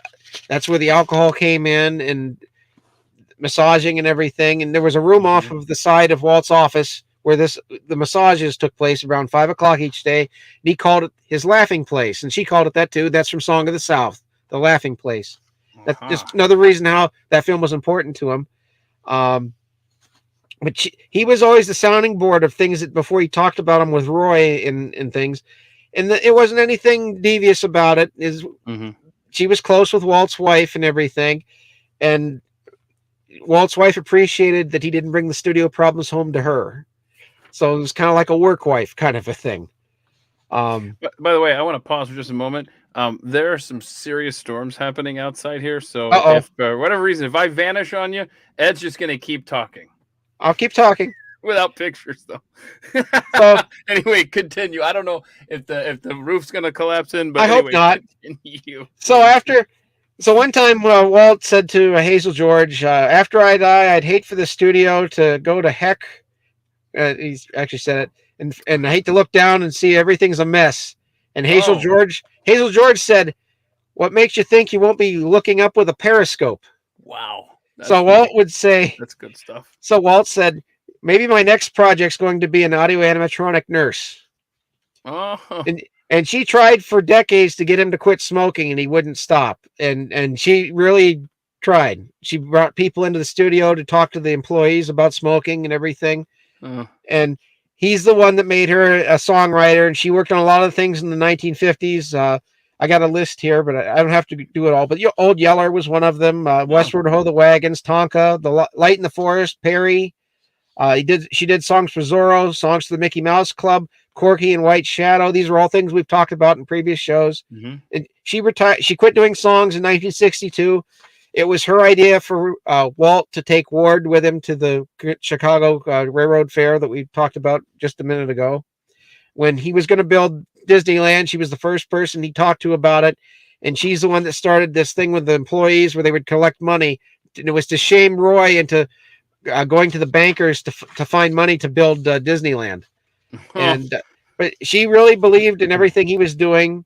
She said Walt wasn't a man, he was a force of nature. When the pain got worse in his neck, he said that the best tonic was their conversations each day. She did the final check-in of him at the hospital in November 1966 with the neck injury and everything, and he had the cancer. And she kept everything that he told her confidential to when she died. But when they did the official biography of him in the 70s, she went over it, and the biographer said that she was the one that really helped him figure out who Walt was, how he thought and everything. And when they built the family museum, his daughter built the museum, she went to Hazel George for a lot of the information about her father. But beyond that, she never wrote a book or anything about Walt, never did a tell-all. There's a lot of interviews with her where she talks about what it was like working for Walt and everything. And when she retired in the 70s, and she said one of the things she learned with her friendship with Walt was how much he cared about his family, and how much he really loved them, and he loved their pets and everything. And what she did after she retired was the guy she wrote the songs with at Disney. She ended up being his end of care nurse. And you can go to the last picture because the only person that cared. And we're talking about Hazel George. She's probably the most important secretary he had then. Well, she was the nurse, but she was she should be a Disney legend because of how important she was to Walt's life. I got you, just nurse. And the only person that cared when she died was Michael Jackson. That's the only photo I could find. And he friended her when she was in an old folks home. And he would bring her CDs and things of songs from when she was a young woman. She lived to be almost 100 years old. A lot of these people lived almost to be that long. But there's a positive story about Michael Jackson. When she died, there was no fanfare from the studio or anything. But aside from getting Song of the South, the National Film Registry, I want to make Hazel George an official Disney legend because the cast of The View is a Disney legend. So this woman should be a Disney legend. I tell you, you keep saying that, and it hurts my heart. Well, the cast of The View is Disney legends. Oh, I don't know. Before you go to the next one, I have a photo of this woman. This is Roy's secretary, and I've got a little story about her. Okay. Roy's secretary was called Madeline Wheeler, and she was born in Scotland. And she was the one that always reminded him of birthdays and sent out flowers and everything. And what Roy would say to her is, "I could never pay you as much as you're worth, but to compensate, he'd give her shares of Disney stock." Oh, And hello. when she died, cash those in. when she died, she had over 6,000 shares of Disney stock worth over $1 million. And Roy's wife would call her when he would leave the house, and if he was in a bad mood, she would say, "Roy has his Indian face on." Okay. And I don't know what that means, but that's what she said. That was the code, huh? Yeah, that was the code. And Roy would start at 9 a.m. and Walt would start around 7 a.m. And she would have all of the, because Roy ran the business end, so she had to be in charge of all of the ingoing and outgoing faxes. They weren't faxes back then. I guess they were cables. But she had to have all the stuff ready for Roy when he would come in. And he's what really kept it afloat, Roy did. And Walt's daughter, Sharon, also worked for secretary for 2 years, but people that worked there, they thought that he'd planted her there to spy. And he didn't, because one time she said she was going to tell her dad what was going on. And he said, "You stick to your job and I'll stick to mine." And but Walt would check in to see if she was punching the time clock and working like every other employee. He gave her that job to teach her a work ethic. And the next person is the studio librarian. It's Helen Ludwig Hennessy. That's the only photo I could find of her. And she started as the studio librarian in 1935. And what's interesting, when you think about this, you had to keep a library of reference photos of things to draw. And she had to figure out a way to catalog all this, because people would come in and they'd be like, "I want to draw a knothole, or I want to draw a dog with water, shaking the water off." And how do you catalog all that? And she had to figure that out. And she had to have a reference for what's it look like inside a whale's stomach for Pinocchio. And this isn't in an era of computers either. No, because today I use Google when I need a reference for a photo. Right. And back then you had an analog library. And how she became a librarian was her father died when she was a child, and she had to support the family, and she had a daughter and supported all her husband divorced her. And the mother lived with him the whole, even when she remarried, the mother lived with him, and she married one of the studio employees. And so she had to resign because you couldn't, that was the rule back then. You couldn't fraternize with the employees, in her relationships. She had to go around the studio and track down books and things, references if they were late, even if Walt had them late, and she made Walt pay the fine. That is awesome. Yeah. Awesome. And, I'm just making sure I have everything here. They had a film library as well. And one of their prized possession they had in there were Sears and Roebuck catalogs going back to the early 1900s, because they had great illustrations. And the animators would pull those out. That's real smart. I wish I had some of those on PDF to reference. She married one of the artists on Snow White who had posed for the magic mirror. He was the face of the magic mirror. He posed for the face. And Walt still stayed close with them, because when their husband died in the 1950s, Walt went to his funeral, but it was the last funeral Walt ever went to because he got sick at the funeral.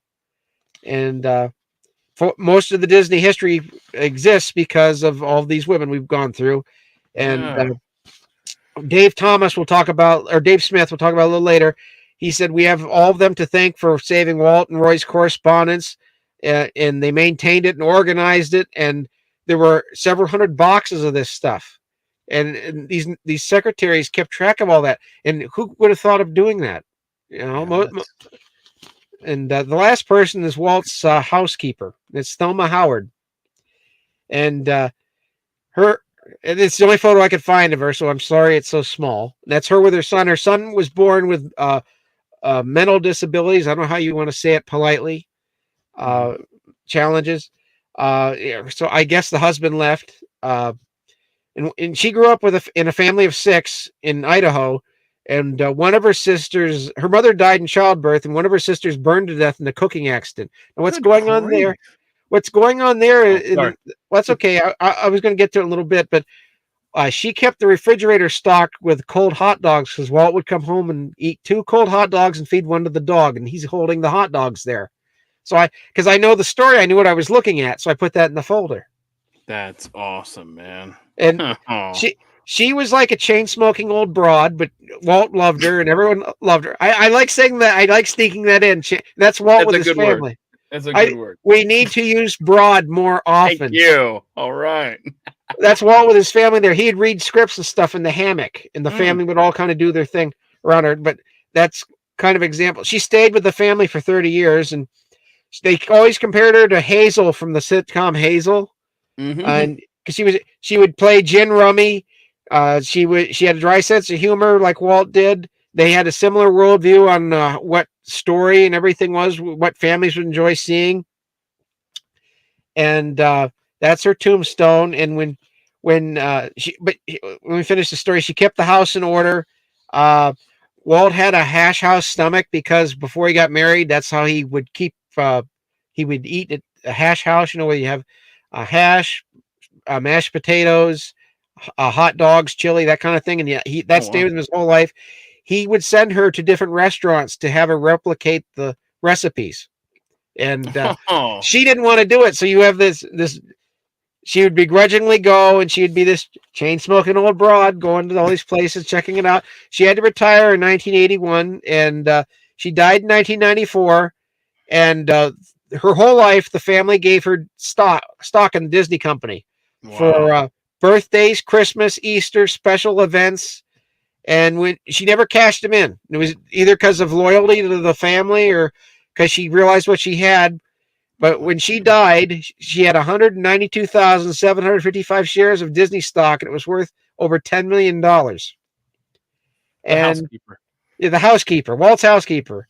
And what ended up happening was somebody cashed them in. Some kid of hers. Well, no, she only had the one kid with disabilities, and they cashed it in for him. But what they ended up doing was he was in a home to be cared for. Half the money went to him, and the other half started the Thelma Pearl Howard Foundation to help poor and disabled children. So that's something that Walt didn't realize he started this, but she went on and gave it on to people she didn't even know. She didn't even realize she was a millionaire. That's incredible. And that's what a picture of the stock looked like back then. They always had the Disney characters on the stock. And when I was 12, we went to Gettysburg, and they were selling. They had a thing of Disney stock there, just the certificate. I didn't have the $26 with me to buy it. I wonder what it's worth now. So hold on, to buy you could buy a share of Disney stock or just the certificate? They had the certificate there. Oh, it didn't represent the share anymore, but it was just the certificate. It had all the characters on it. It had that one had characters from the Jungle Book. It was the whole sheet. And they still have characters on them now, I guess, but I don't have any Disney stock, and I'm not interested in it. But if she had kept that, if that stock had been kept another 10 years, it would have been worth over $100 million. That's how much it went up after from the 90s and everything. But now it's, I'm being accused of lowering people's stock by telling these stories, but I think Idra doesn't need my help. I was just gonna look up to see what the current Disney stock price is, because I'm curious now. Well, if you look at that might have been the actual certificate I saw in Gettysburg, because that looks like it with all the characters there behind Walt in the background. And so just so you know, it's $111 a share right now. This Disney stock on March 16th, 2024. It appears that it maxed out. I'm having trouble here with getting it right on the maxed out number. I don't know, around $200 or so, maybe. Yeah, let's see. Yeah, it looks like it got almost to $200. May of 2021, somewhere in there. Hold on, May. They had a boost when they bought Pixar, and they merged the two stocks. Gotcha. Because people were upset there wouldn't be Pixar certificates with all the Pixar characters, because now it'd be merged into Disney, and those became a collector's item at the time. Looks like right before COVID, it was almost $200, so it's lost half its value in 4 years. Oh, that's around the time things went well. I was going to say, it's not all connected to COVID at all. No. Okay, so where are we headed now, sir? Winston Hibbler is the next one I have, and he started out at the camera department at Disney in 1942. He worked on the military films. He worked in the story department and the animated features. He wrote the Johnny Appleseed cartoon that we've referenced so many times. And when he pitched the story to Walt, Walt was crying by the end of it, and he just said, "Go make it." Mhm. And he wrote a lot of song lyrics for the films, and that's him on the left. And it was hard finding pictures of him as well, because he also narrated the True Life Adventures, and that's where you all will know him from. And what happened with that was he wrote the scratch dialogue for Seal Island. That was the first one, and Walt took it home to show his wife. And a few months later, they had a party at the house, and he had an actor come in to do the dialogue, and his wife goes, "Where's Hibbler? Where's Hib?" He was known as Hib, and Walt put it back. And he ended up writing over 150 films for Walt, and wrote or produced. He wrote a lot of Walt's speeches, so he's kind of like Walt's mouthpiece, because everything Walt said that was in the speeches he still approved of, so it's still Walt's words. But he's the one that wrote the Disneyland speech where Walt gives the dedication we talked about in the first show, or maybe it was the second show. But he also did a lot of Walt's lead-ins. He personally shares the credit on 9 different Oscars and an Emmy with Walt. Yeah, and that was the first show that we did. Is that right? I can't remember if it was the first one or the Faith one. Yeah. So if you go back and you watch that, you'll notice that we couldn't have the audio. Yeah. We got in trouble here for using audio of Walt Disney speaking from a television broadcast. 1 or 2. Yeah, it was all right. I don't know, man. So we had to go and silence that. But I think, if I'm not mistaken, I linked to it. A link. I sent you a link after that to link to it. Did I get that in the description so people want to go back and listen to that? I don't know. I sent it for that, but I don't know if it got in there. I didn't go back to look. I'll have to go check that. Yeah. So anyhow, that was just incredible. So this guy was writing those speeches, huh? Yeah, and he specialized in doing nature films and dramas, and he directed a lot of the voice actors in the animated films. There's some audio of him directing. That's from Johnny Appleseed, so we all remember what that was. And the top agents wanted to hire him away for doing voiceover work. Now this here, that's his son, and he was the model for Kay in The Sword and the Stone. That's what he looked like. And the character comes next. You see him on the right. Mm-hmm. That's the only photo I could find of him but people don't realize how some of the characters look like people that were really there. That's Roy. And the last thing he did before he died was he put all of the True Life Adventures out on DVD. And they're still affordable if people want to find them. There's 4 different sets of them. And they're not in chronological order. You just put them out with different themes. And the next folder, I have posters of all the themes, or all of the True Life Adventures, so I can tell about those. But Wes Nibbler never went to get a job at another place because he was so loyal to Walt. And after Walt died, he was one of the people that helped keep animation alive. And he did a film in the 70s. That was the last film he did, The Island at the Top of the World. And he was working on The Black Hole when he died. And it would have been a more realistic film instead of what it became if he hadn't passed away. Mm. Now, that was the first. Seal Island was the first one. That's okay. And no one wanted to put it out in theaters, so Roy rented a theater and aired it it was there for a week, so it would qualify for an Oscar, and it won an Oscar. And after that, nice. Everyone wanted it. And every year that the True Life Adventures were up for an Oscar, they always won. And these were the first ever nature documentaries that were ever made. And Walt doesn't get credit for that. And he had filmmakers all over the world just sitting around filming animals. And these documentaries took up to 6 years at a time to film enough footage to make a documentary. And the stories for the documentaries were always found in the editing process. And the experts don't like them because he made them into personalities, the animals in the films. It's real animals, but they would dub music over it and things like that. There's one where there's scorpions spinning around, and they dubbed a square dance over it. And Winston Hibbler's calling out the dances. And there's another story on these is Roy Jr. worked on a lot of these. And there was they had all this raw footage come in, and there was one where this duck was coming in for a landing, and the camera stops. And Walt started asking, well, where's the footage of the duck hitting the other ducks? And I remember seeing that. And they never filmed that. And so they made Roy Jr. go through all the footage, and they hadn't filmed it. And so what ended up happening was one of the other guys working on them, they sent Roy up to go film a bunch of ducks, and they threw him across the ice so it would land into the pile of ducks. And so then when it came back through, when Walt saw it, he said, "I told you we had that footage." What in the world, man? That's odd. Now with the African lion, there was that one of the producers, they wanted to go to the zoo and film a lion yawning, and Walt said, "If you do, you're fired." So he wanted them filmed on location, but then they did the duck thing, so I don't know. Right. Okay.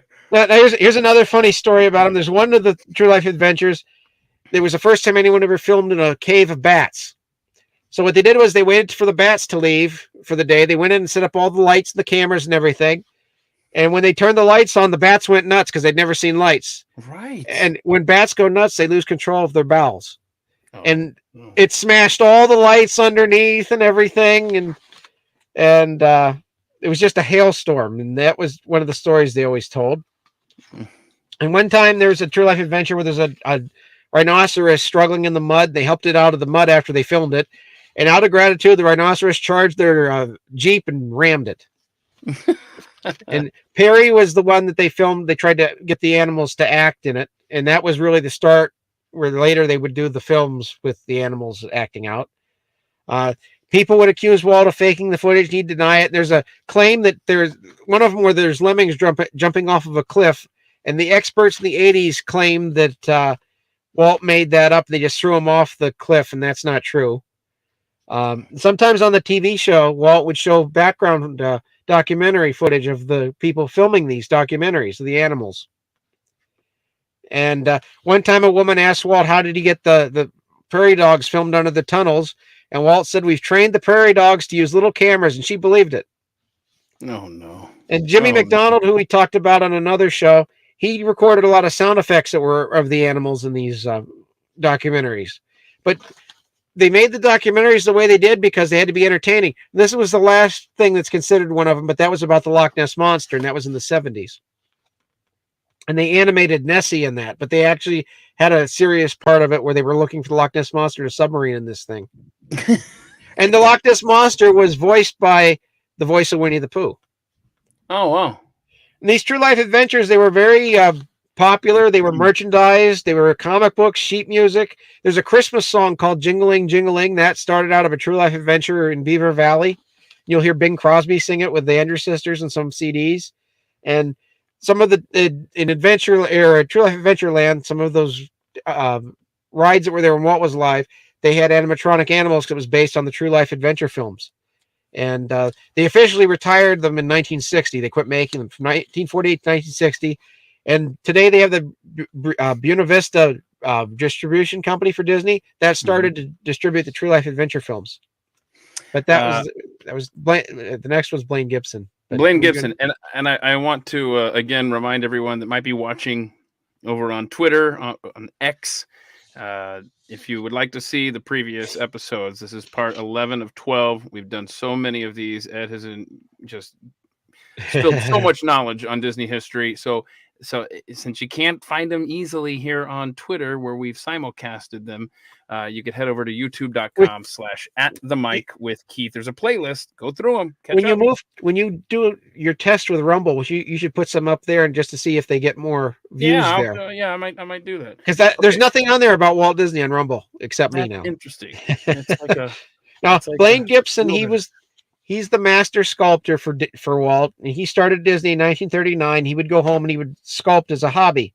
In 1954, Walt saw some of his sculptures and he moved them over to Disneyland to sculpt some of the animals in the Jungle Cruise. And he stayed over there and he did all the animatronic characters that you know, and we'll show those.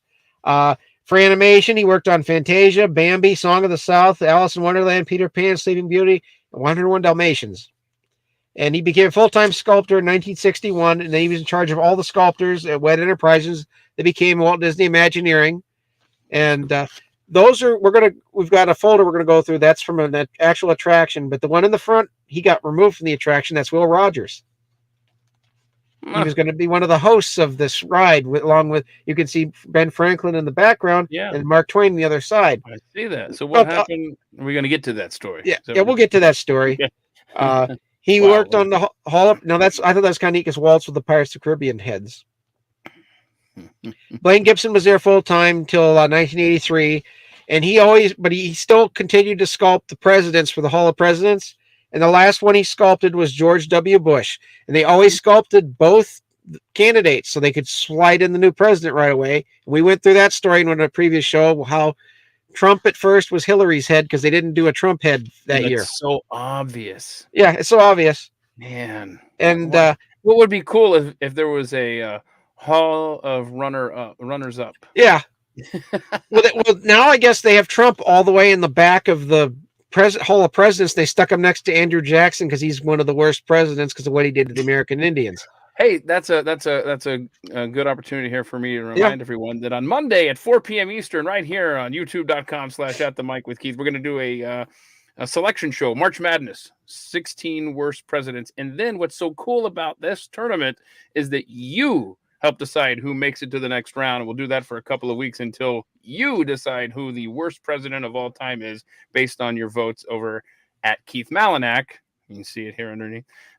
Follow me over there and then play along and determine the outcome. Okay, continue, please. Oh, I was just going through it with the photos. These are all just pictures of the different rides he did, the different animatronics. And he also sculpted that statue with Walt and Mickey. And he did the one with Roy. And we have a story about that at the last one. That this is one of those obscure Disney stories. He also worked with Ub Iwerks when he was in Imagineering because Ub would work on some of these rides and things. And Ub's son Don Iwerks also worked there. And just before Blaine Gibson died, he wrote Don Iwerks, and he told him when he sculpted Walt and Roy, he also sculpted a bust of Ub because Ub was there from the beginning, and he considered all three of them the founders of the company.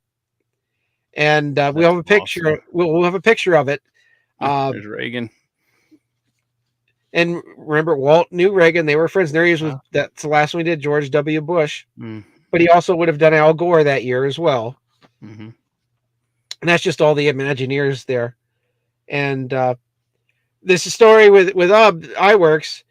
A lot of you people had never heard of Ub Iwerks, so we've talked about him so much in all these shows. You now know that he was one of the co-founders at the very beginning of Walt Disney Productions.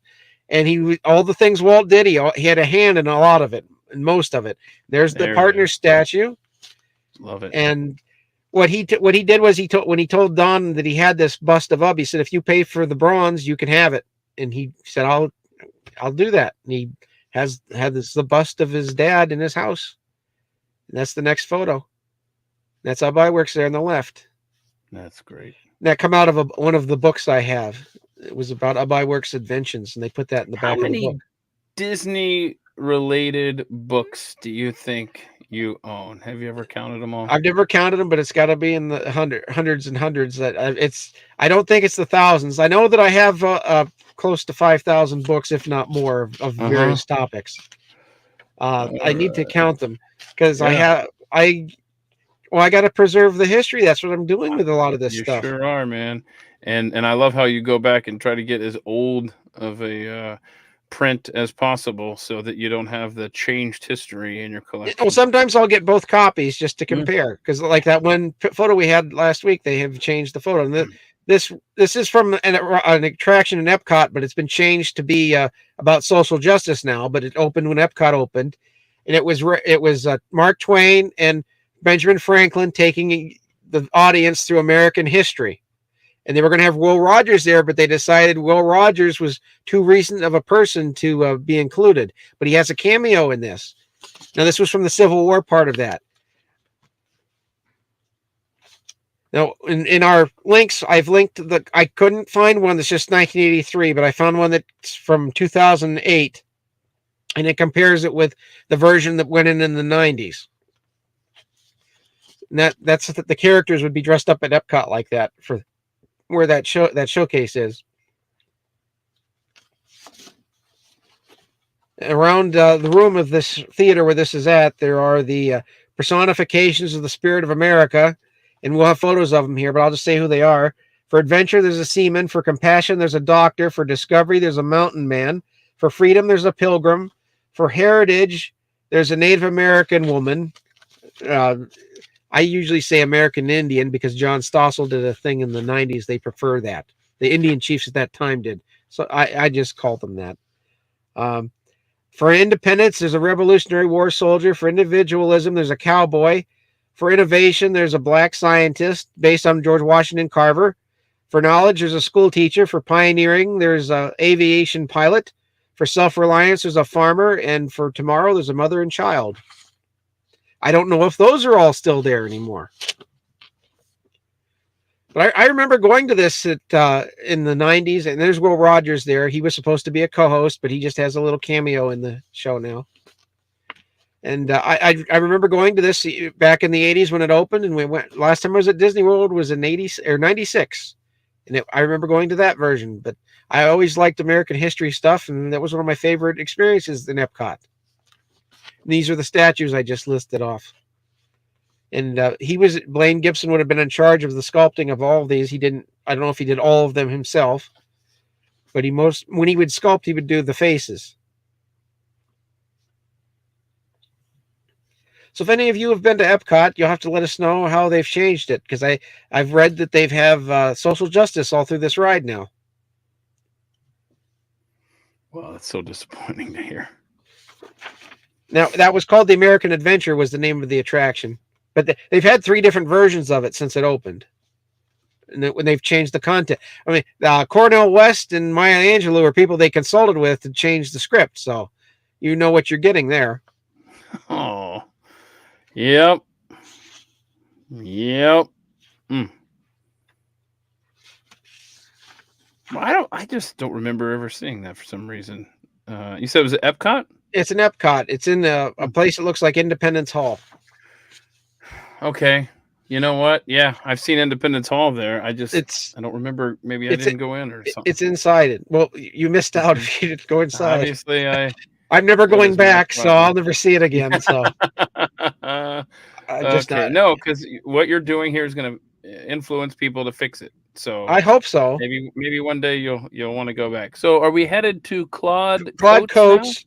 Yeah, I hope we get through the last 3 people here before next week, but because Floyd is the 3rd one that's left. But the next one's Claude Coates, and he started at Disney in 1935. He was a background painter. He did the backgrounds and all. There he is for Song of the South. I always try to get a Song of the South reference in these shows since Disney won't do it. He worked on all the animated features up through Lady and the Tramp, and that's where I had mentioned they changed background painters for Sleeping Beauty, and that's with Walt and Mary Blair there. And these are just examples of his backgrounds. And when Walt was building Disneyland, the company that was going to build the dark rides based on Snow White and Mr. Toad and all those, they said they couldn't finish the rides. So Walt pulled Claude Coates out and Ken Anderson. He told him to build the rides because they worked on the actual films. And Claude Coates ended up staying in Imagineering for the rest of his life. And he did the Grand Canyon diorama and the dinosaurs that the animatronic. There was always paintings in the backgrounds. He did those as well. He did the production artwork on those rides as well. Haunted Mansion, Pirates of the Caribbean, Mr. Toad's Wild Ride, Snow White's Scary Adventure, Peter Pan's Flight, Alice in Wonderland, the submarine ride with 20,000 Leagues Under the Sea, Carousel of Progress, It's a Small World. And he was 6 foot 6 inches tall from Texas. And when they brought the stagecoaches for Disneyland, Walt wouldn't let him ride the stagecoach because he said he would spoil the scale.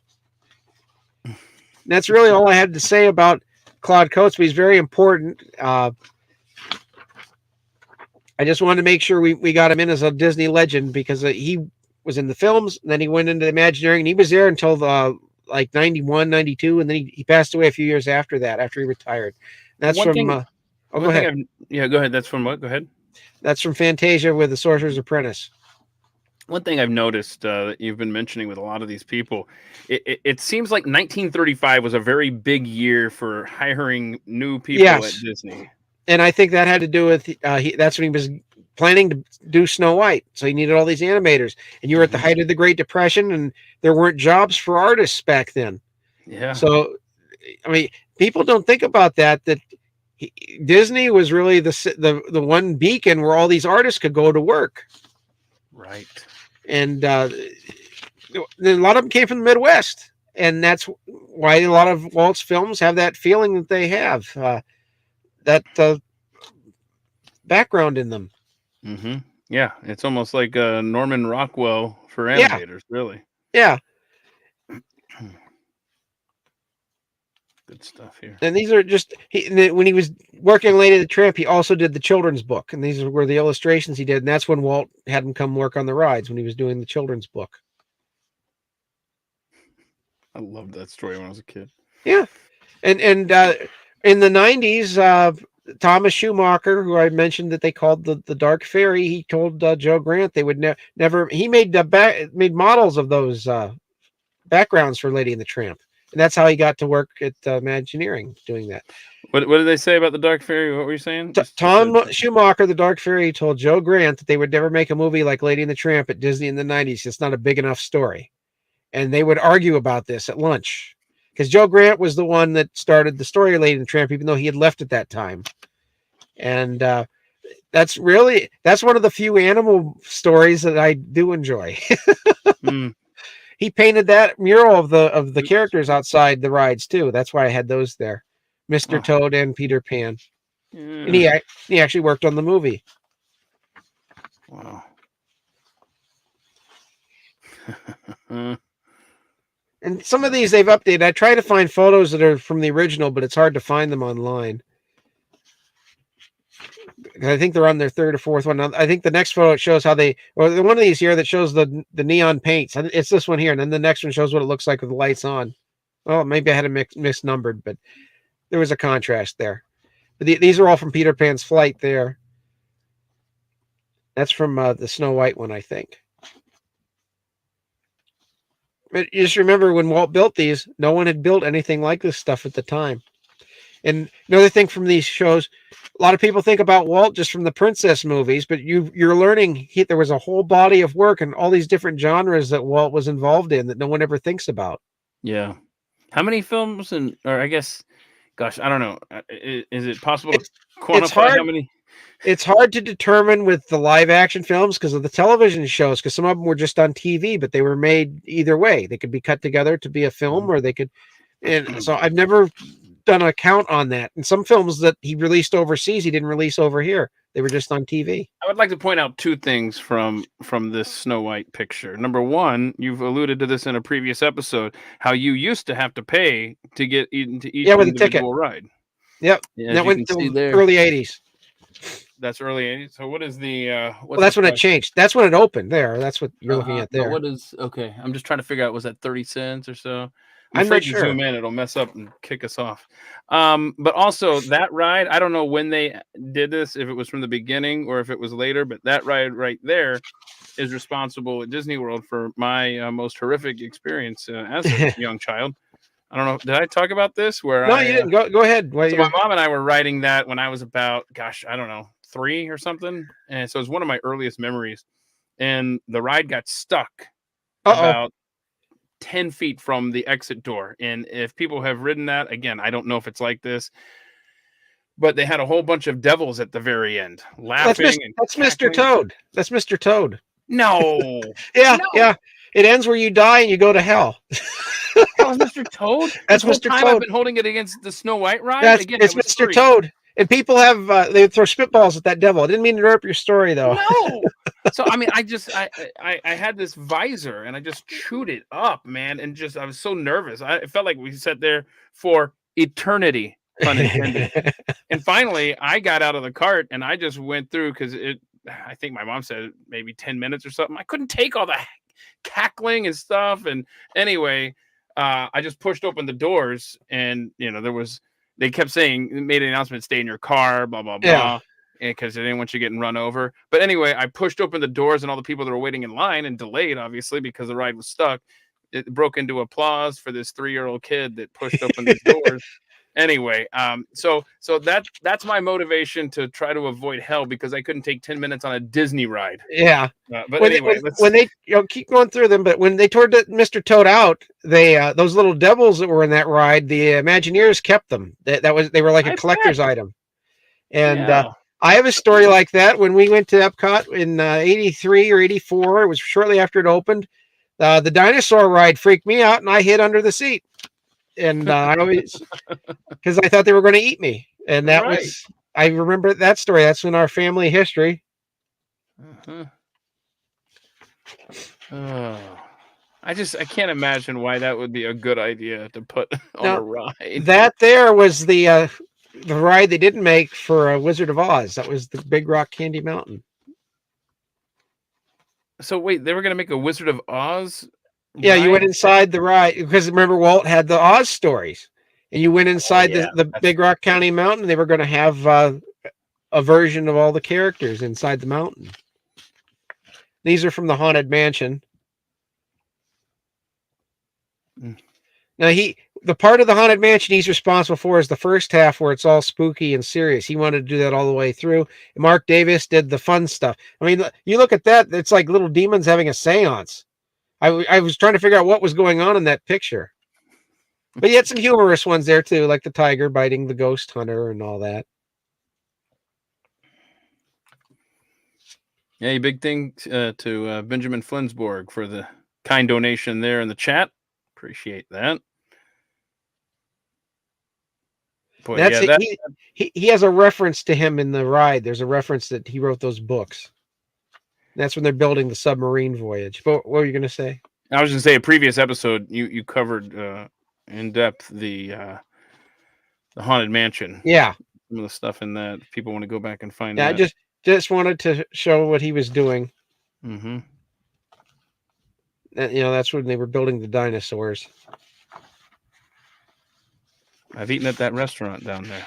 No, I forgot what it's called. Okay, let's see where we're headed. Next one's Ken Anderson. I guess we won't get to Floyd today. Well, we can try. Well, we got one before Floyd. Oh. Ken Anderson is he wanted to be an architect. We've talked about some of the things he didn't make and the Disney never was, but this is his story. He started in 1934. He did the layouts and the way he laid the films out, the scenes, that dominates the look of the Disney animated features when Walt was making them. That's why he's important. And that's when they were making the ride there. That's why I have that there. But he was working on that with Claude Coates. When he was 3, his father moved to the Philippines, and one of his first memories is he had his tonsils taken out with no anesthetic, and they threw it out a window and a stork ate it. And that's like a character scene that would be in one of his cartoons. And his father died of malaria on the way home, and then he had to support the family. His mom was penniless, and they went to live with relatives, and he ran away with his sister, and they lived in a cabin for a year. Then the mom came back and reclaimed them. He went to college for architecture, and he got married, and his wife suggested that he go work for Disney. And his wife was who guided his whole career, and she said he wasn't easy to live with, but he was worthwhile to live with. And I thought that was a great quote. When he was in college, he did his classmates' projects and got paid for it. And he reluctantly went to work for Disney but he wanted to be an architect. And that's how he ended up being an Imagineer as well. Right. And when he was going to get hired, the person that did the hiring, his name was George Drake, and all of the animators hated him. Every book I've read about him, they hate this guy. If you remember when we were talking about Bill Pete in the last Legends film, he drew the picture of the guy with the cigarette hanging out of his mouth. That was George Drake. And when they were going to hire Ken Anderson, George Drake offered him a drink, and Anderson didn't drink, but he took the drink, and then Drake fired him for drinking at work. That's what kind of a jerk he was. And you could probably guess he was the one with the wedding with Ward Kimball with the nude model. Now it doesn't seem as harsh of a prank. Yeah. And his wife told him to go back to Disney. And he went back to Disney a couple days later, and Drake put him on staff. So these people were strange, some of them. Walt called him a jack of all trades. And he always said he was impressed with what he was doing, and he said, if as long as you're selling the Disney name, that you can stay here. Don't get any ideas to sell your own name. But a lot of these, you can see how he put thought into them. This is great with all the hippie animals in a magazine. If you want to look through that, but he worked through all the animated features all through the up through the end there, and in the 70s, and he did a lot of them that didn't get made. He did Dopey wiggles his ears in Snow White because he could wiggle his ears, and that's where that came from. He designed the dwarf's house. I'm just making sure I got all the highlights for him.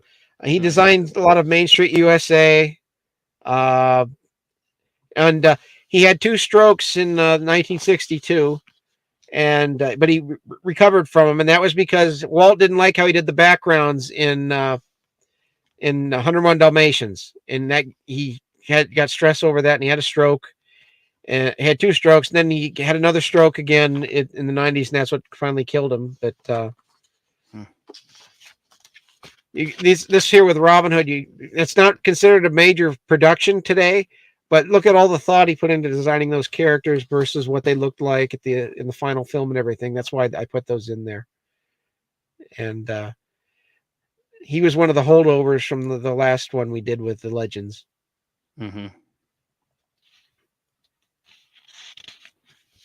the intricacies in these drawings. I mean, you talk about so we talk about the founding fathers. What a collection of that's what of the time, that's right what I'm there in thinking. Philadelphia, and created the greatest nation to ever exist. It's like you had something similar in the world of animation with these guys with Disney. That's what I was. A lot of these little breadcrumbs I put through here about how it parallels with America. That's exactly what I was going for with this. I really see these guys as being like the founding fathers of animation. Chuck Jones called Walt the patron saint of animation because he's the one that took it from being those crude drawings into being an art form.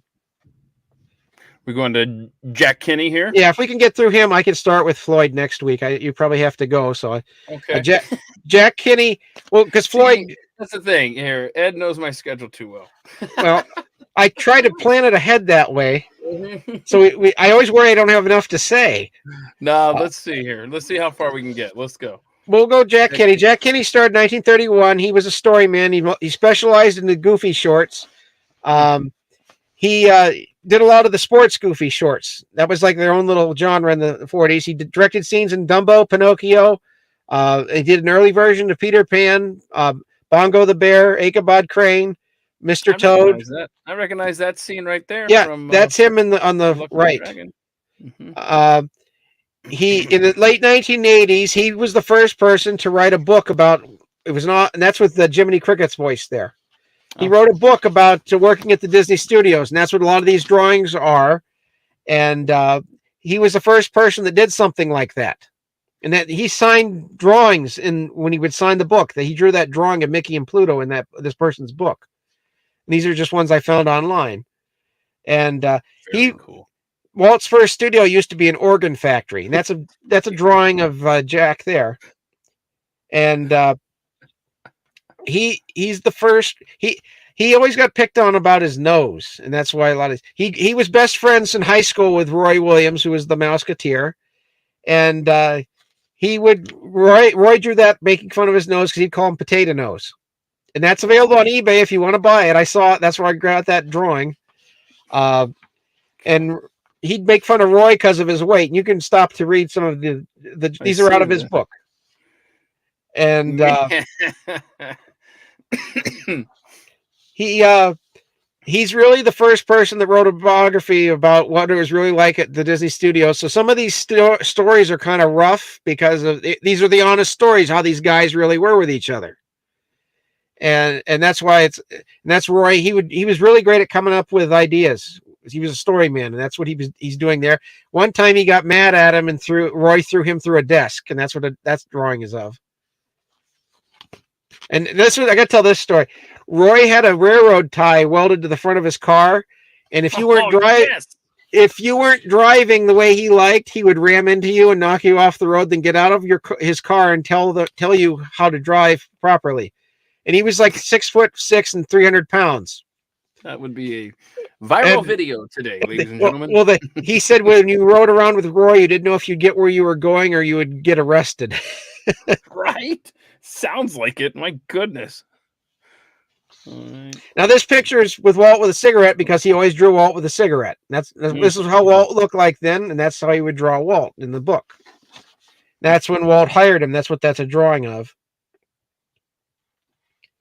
They're in the room there. That was called a sweat box when you look at the film, because you would sweat blood because you're wearing what Walt would think. Walt would always drum his fingers, and that's what's going on in that picture. That's Walt talking with one of the directors. That's him, Walt coming into a meeting. What you got? Man's in the forest. That's what they'd always say out of Bambi. And that's actually Ken Anderson setting Walt on fire with his lighter, trying to light the cigarette. That really happened. Oh, no. And what's going on in this one, there was a guy that was from New York that came to work at the studio, and every other word out of his mouth was an F word. And they were all laughing at him because you can't pitch a story to Walt this way. And the guy said, F this, I'm going to New York where they talk normal. And he left the studio. Awesome.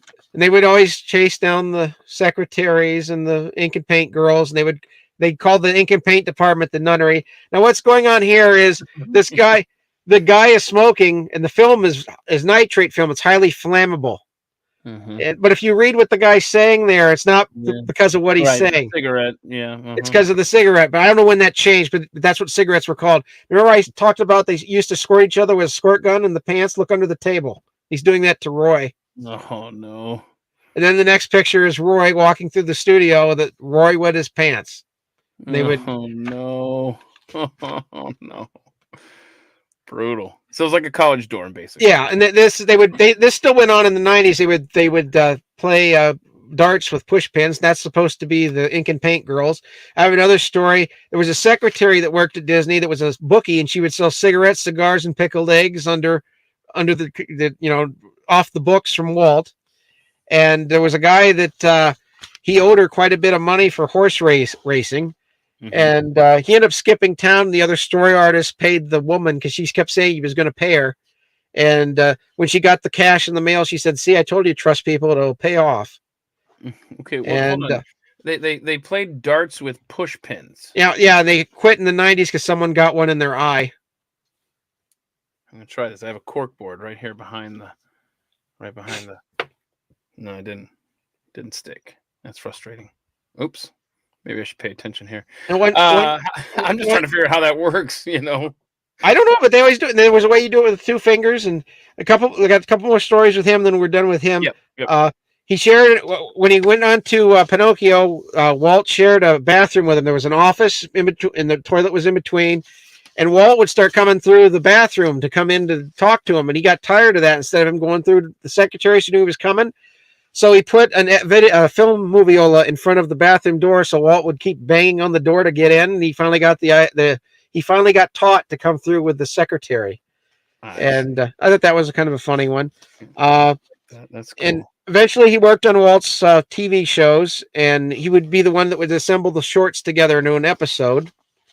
And he did a couple shows that were just about Goofy. Now, this was another thing they did. They would play at the studio. They would go rent donkeys and play baseball. There was one of our links. There's a footage from the time where people would do this. It was an actual sport. It was baseball played on donkeys. Baseball played on donkeys. That reminds me of the Savannah Bananas. I don't know why, but if you're interested, there's a film from the time. We've linked to it that was in theaters where people were doing this. It'll be in the description shortly. Wow. And he's the one that he worked on Popeye cartoons when he left Disney. He started the Man in Space films, but then it was given to Ward and he quit over that. And he did the Mr. Magoo's 1001 Arabian Nights. And that's what the rest of the pictures are. And I haven't seen it in years, but I'm sure it would anger the woke people. Yeah. I got to find that. That's not going to be in the description, is it? No, but I have it on DVD. I think it is on YouTube, by the way. Okay. I'll email it to you. But there's one last one that's in this folder. He was going to do a film with the Sherman Brothers, and it's all recorded, but they lost money animating, and it was called Sir Puss in Boots, and it starred Sammy Davis Jr., Carl Malden, and Michael Jackson. That's a still from it, but it's not the Michael Jackson you're thinking of. Okay. But this whole film exists. I have the songs in my archive, and it never got fully animated because whoever was doing the money said no one would go see a movie called Puss in Boots. And now there's like 2 or 3 of them with DreamWorks with Puss in Boots. All right. Who's next here? Well, Floyd Norman's next. I don't know if you have time. Floyd Norman. Let's see. What about Dave Smith? Should we do Dave Smith and then start with Floyd next week? Well, Dave Smith we can start with next week because he started the Disney archives. Okay. So I mean, we could try to do Floyd. Yeah. He's such a good one to really spend a lot of time on. We can start with him next week, and because Floyd is the one that's around today. That's the only one, the keeper of the flame. He's like 88, 89 years old, and he's a good one to start with. Yeah. Okay. Yeah. Because you've told me so much about him in the past that I know he's a if anyone, this is really not rush through. That's his book. If anyone wants to get that book, it's still available. It's not out of print, so that's why I'm showing it. It has some of his studio stories in it, but it also in the back it has some of like animation lessons. If anyone's interested in animation, that's in the back of this, along with The Illusion of Life by Frank and Ollie. I would recommend this one as well for anyone that has like someone in college that's learning to be in animation, so they know what it's like. And just kind of a teaser for next week as we get to the final episode of this 12-part series. Floyd Norman is so he was a black animator, right? Yeah, but he never thought of himself as being black. Right. But the point I'm trying to make here is that he made an appearance, you referenced it earlier, on The View, where they tried to get him to out Walt Disney as being racist, and Floyd set the coven What's that? on The View. He set them straight and said no, Walt was no such type person, and so it was really cool to see that. So yeah, I think that's a good place to start next week for part 12.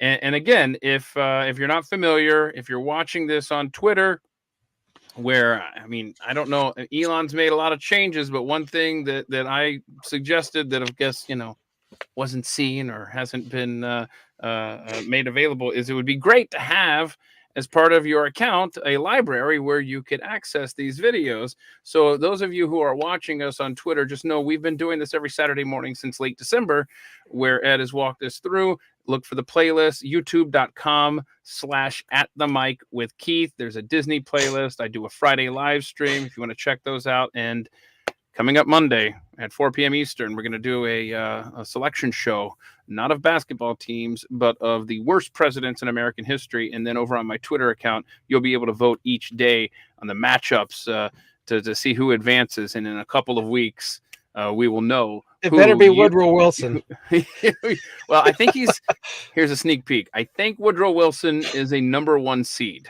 So he's definitely a tournament favorite, Ed, if you want to. Well, just because he's the one that started a lot of this stuff, and the other ones have built on it. And that's why I would nominate Woodrow Wilson. There you go. Andrew Jackson was bad too, but Wilson was the first in the chain. We know who Ed is got money on as a tournament favorite. Anyhow, so thanks, Ed, as always, for making time. I really appreciate it. We will be doing this again at 11 a.m. Eastern, Saturday morning, March 23rd. And again, if you've missed any of the previous episodes, go over to youtube.com/@the-mic-with-Keith. Ed, thanks for making time as always. And thanks to all those who have been watching and who have participated in the comments. Really appreciate that so much. And we will do it again a week from today, Saturday morning, 11 a.m. Eastern. Until then, you'll be safe. Thanks so much, Ed. See ya.